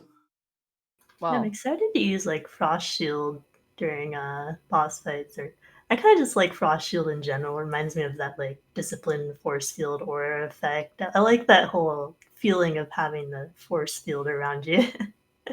And excited to use that, hoping it could be good defense like during boss fights, maybe tanky bosses. Would you rather make the area bigger with Ink AoE, or would you make it smaller with Conk Effect? Because I think there's a benefit to both. Like with bigger, there's more area for you to position within the shield. And then with less area, it's more likely that enemies are outside of the shield. I don't know how many links I'm going to have available for it in my build, so most likely it's just going to be the area. Yeah. Just second wind probably. Yeah, just second wind.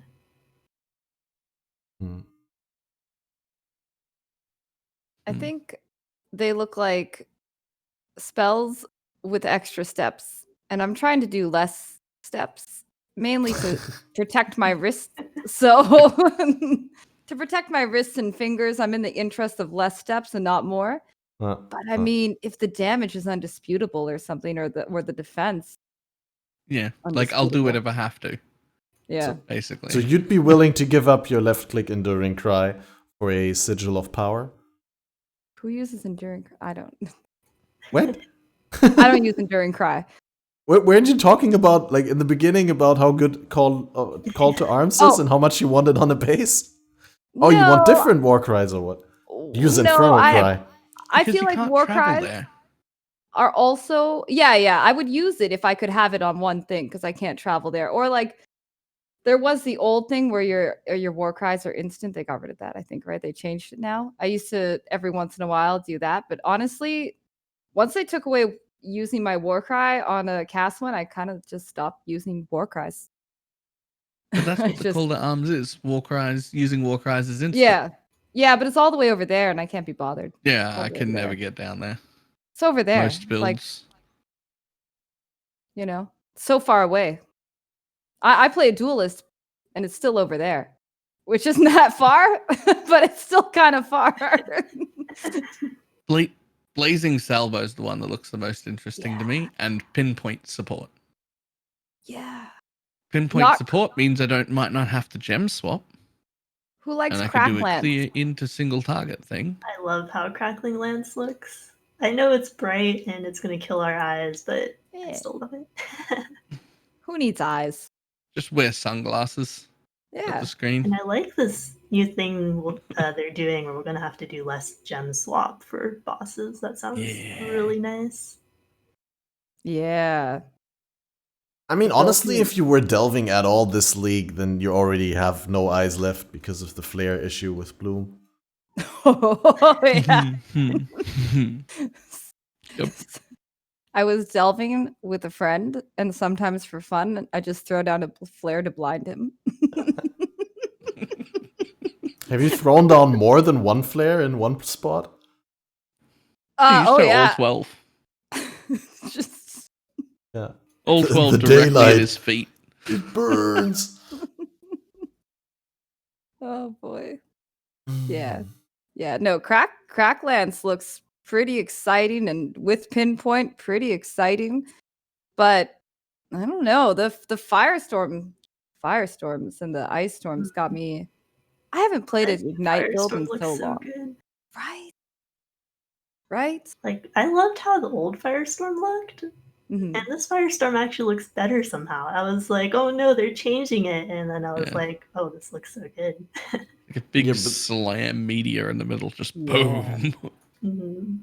Now I just want come down. physics. They come down vertically. You can't fire them through the flame wall. You need to use Blazing Salvo instead. Yeah, but I was actually wanting to try like old school like fireball through flame wall.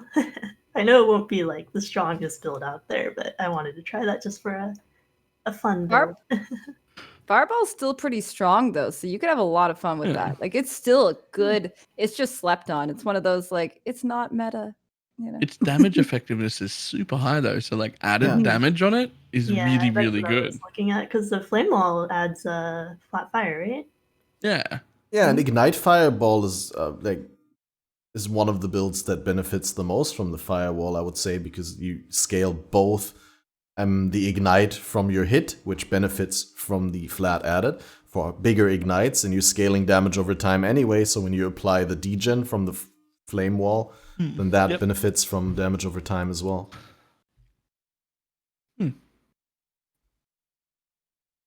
I think that might be really good. I mean, Fireball Ignite was already a pretty good build before, like you guys pointed out, and like I think most people used it as a stepping stone into Divine Ire Ignite, I think. But then for that, you need to be level 80 because of Stormfire, and you need to have a Stormfire. What do you think about Glacial Cascades rework? I feel like it was out of nowhere. It kind of was. I also thought that Glacial Cascade looked better before, but that's just a personal opinion, like visual effects. Mm-hmm. I mean, it didn't look like anything if you had 20 of them down at once. I like the look of it more now because it looks like I might be able to actually see the floor. Who needs to see the floor? I mean, this is where you get those cast on death portal setups. I'm just saying. You think it's gonna be good now? Because it really fell out of favor. I remember Glacial Cascade was one of the best totem skills, in particular mine skills. But then with the addition of Purifying Flame and Wave of Conviction, and there's so many good skills on mines now, and also pure mine skills that don't need the Blast Chain mine support, that I don't think anyone was doing Glacial Cascade anymore. And the people who I've heard from who said they did it said it felt underwhelming. Doesn't live up to. Better now. It should be better. I mean, they said they were making it geared more towards mines and traps, but which personally, I've never played a mine or trap build, so it makes me a little hesitant, but they said it should be good for hand casting. Should be that's what we're calling it apparently. Hand casting. Every time I say that, I'm like, hand casting. I'm not mature enough to call it hand casting, Triple G. Can't you tell? None of us are. No, you already We've got all been making that joke penetrate. since they said it. Yeah. I only just cast a little with my hands. No, I don't want to call it that. Yeah. Hand casting sounds so unarmed, though. Yeah. It's definitely. Maybe I've wanted to do one.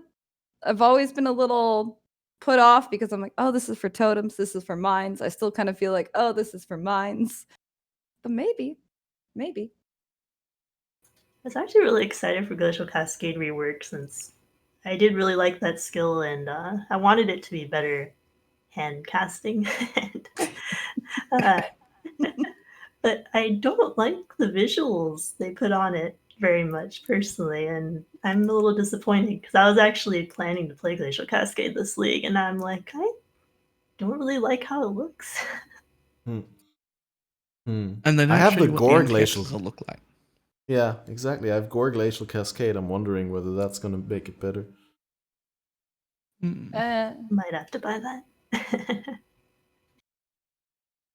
But yeah, inherent 100% fist to cold. No threshold jewel needed. New enchant. They didn't tell us what the new enchant's gonna be, but what I want to know is what do they mean by it? It provides a unique playstyle that rewards clever positioning. What do you mean by this? You mean I'm gonna have to be finicky about it? Is that what you're saying? I'm gonna have to.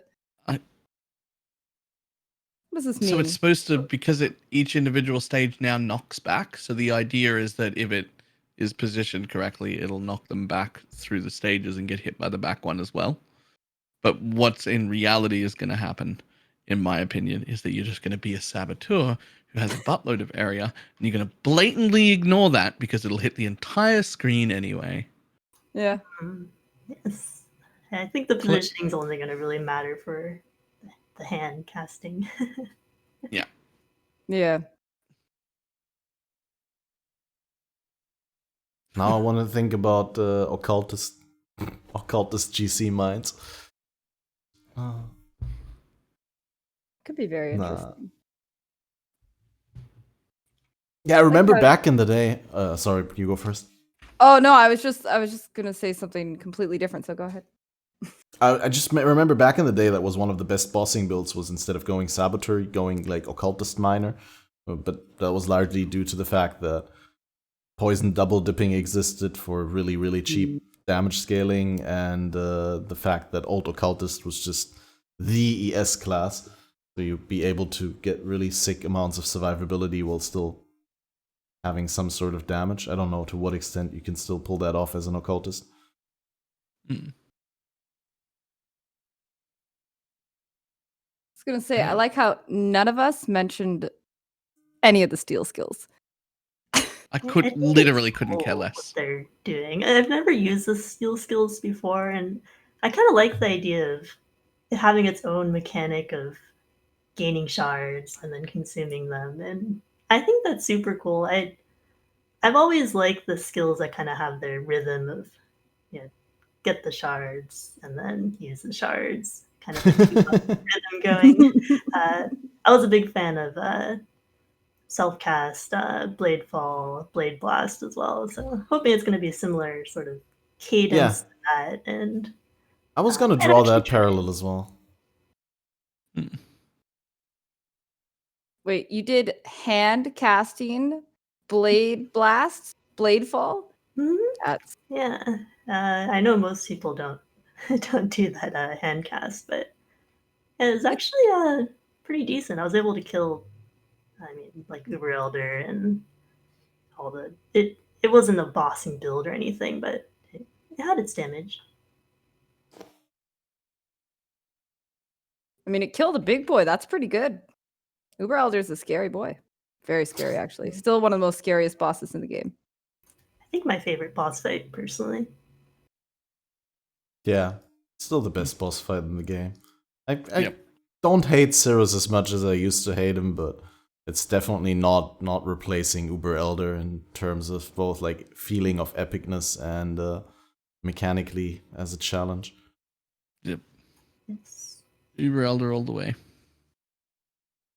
I'd like spawning Cirrus better. That's really a better process. Yeah. No. It's super fast and easy though. Just no. Just No? no. No. Okay. I used to go through like killing Uber Elder and then 2 maps later gaining Uber Elder.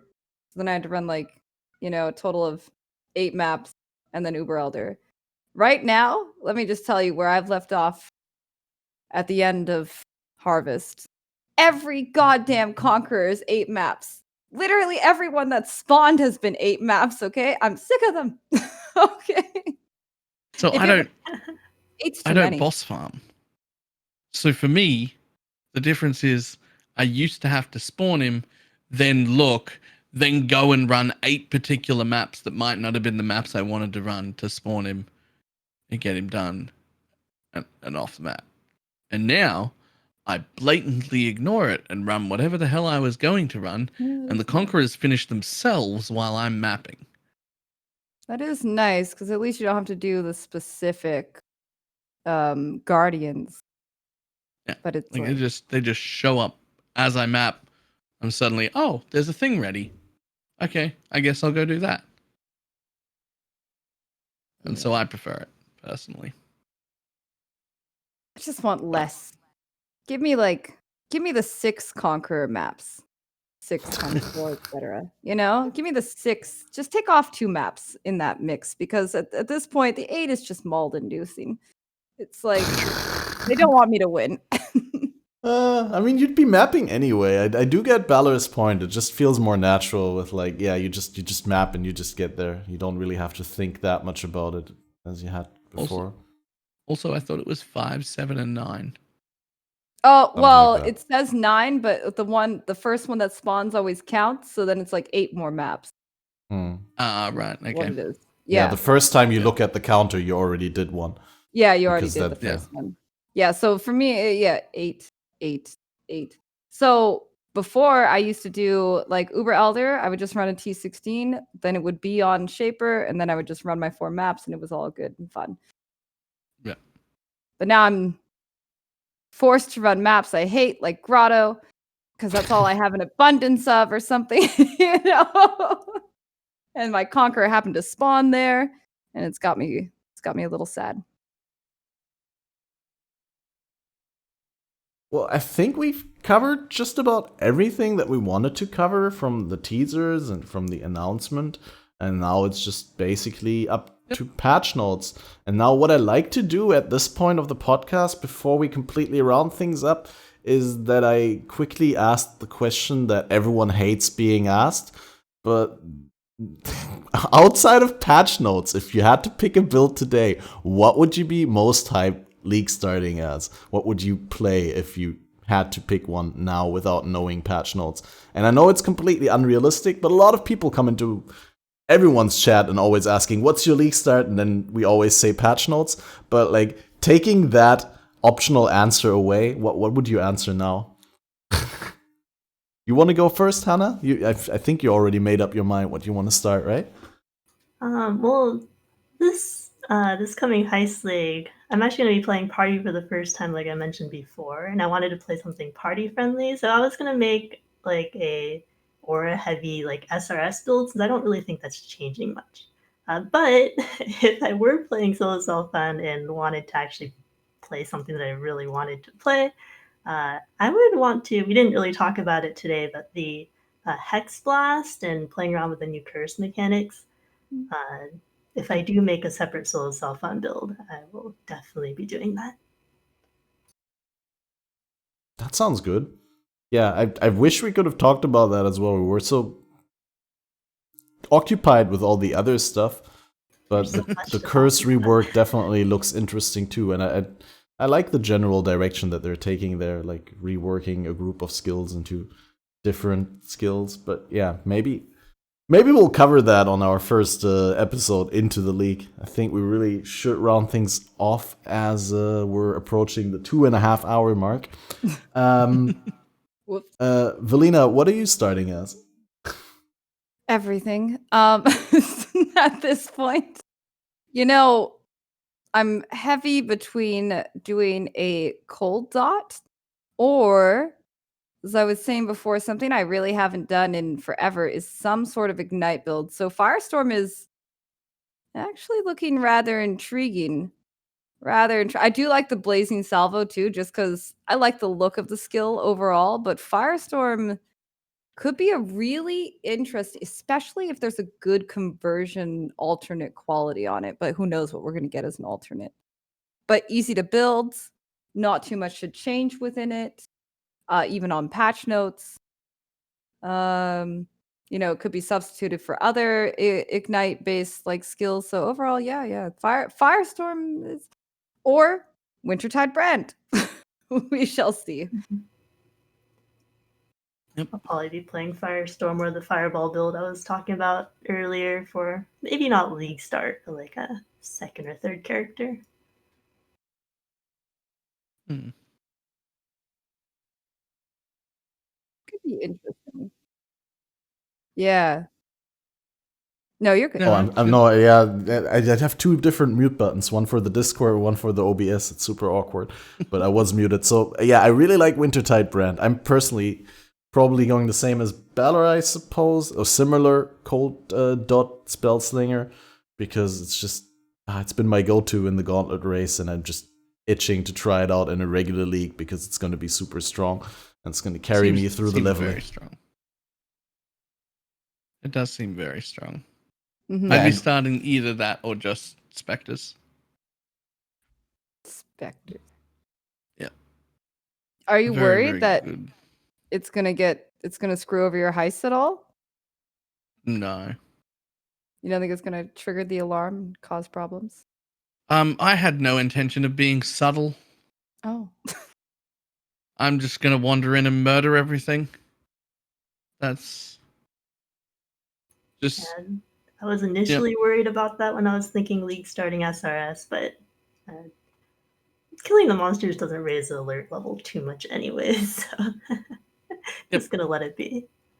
Yeah, from how they explained it, it basically seems like you could just choose to ignore the alert level. I mean, you could definitely play around the stealthy gameplay style, but from what Chris said, it's not too much of a downside to just go full Rambo. Yeah, it's more about what you open, what doors you open, what chests you open. Those will all raise the alert level a lot. But killing things should be mostly okay. But didn't they say if the alert is max and you have a certain amount of time to like get your loot, or it's locked to you? Yep. So if you murder too much and it raises the alert and you still have a ways to go, for example. Murder more quicker. Murder faster, better. Murder faster and better. That's going to be my. I don't know if it's going to work, but that's the goal I'm going with. Murder faster, better. That sounds like a great stream title. Murder faster and better. Great. So, one more thing to ask, and that's, would you guys like to give yourself a shout out? Tell the people what they can be hyped for when tuning into your stream, where they can find you, when they can find you, and what to expect. I guess I'll go ahead and start. So most people probably know me for playing solo self-found, but we're switching it up next league. I'm going to be playing party for the first time in a while with a few friends that are actually pretty new, so it should be fun kind of seeing their new player perspectives as we progress. And my streams are usually on Thursday, Friday, and Monday at around 11 p.m. Pacific for Path of Exile. And for League Start, I'll be playing and streaming most of the weekend. And you're doing mostly English streams, but you also do a Japanese stream like once or twice a week or something like that, or once every 2 weeks, something like that? My Friday night streams are Japanese. Trying to get to know the community over there. It's been pretty awesome. I like that. Velyna, you want to go? Yeah. Well, I stream 5 nights a week, Monday to Friday from let's just say 2 a.m. EST to about 9 a.m., 10 a.m. And when you come through, I'm either melee or spells generally. We have a lot of fun. I'm also on the Baited Expectation podcast that runs about one every 3 weeks. I think we should have one a week after League launch as well. So you can always check out for that. And yeah, I'm going to be going hard on League Start. It's from probably like 2 p.m. EST for as long as we can go with one of those 2 D-Genny like builds, maybe, but not Chaos D-Gen. All right. It's one of the other 2. All right. We're going to be different and do something I haven't done. Okay. I've done Vortex recently, but oh, geez. But something else. I'm not a Chaos hater. I just want to do some sort of different D-Gen just because.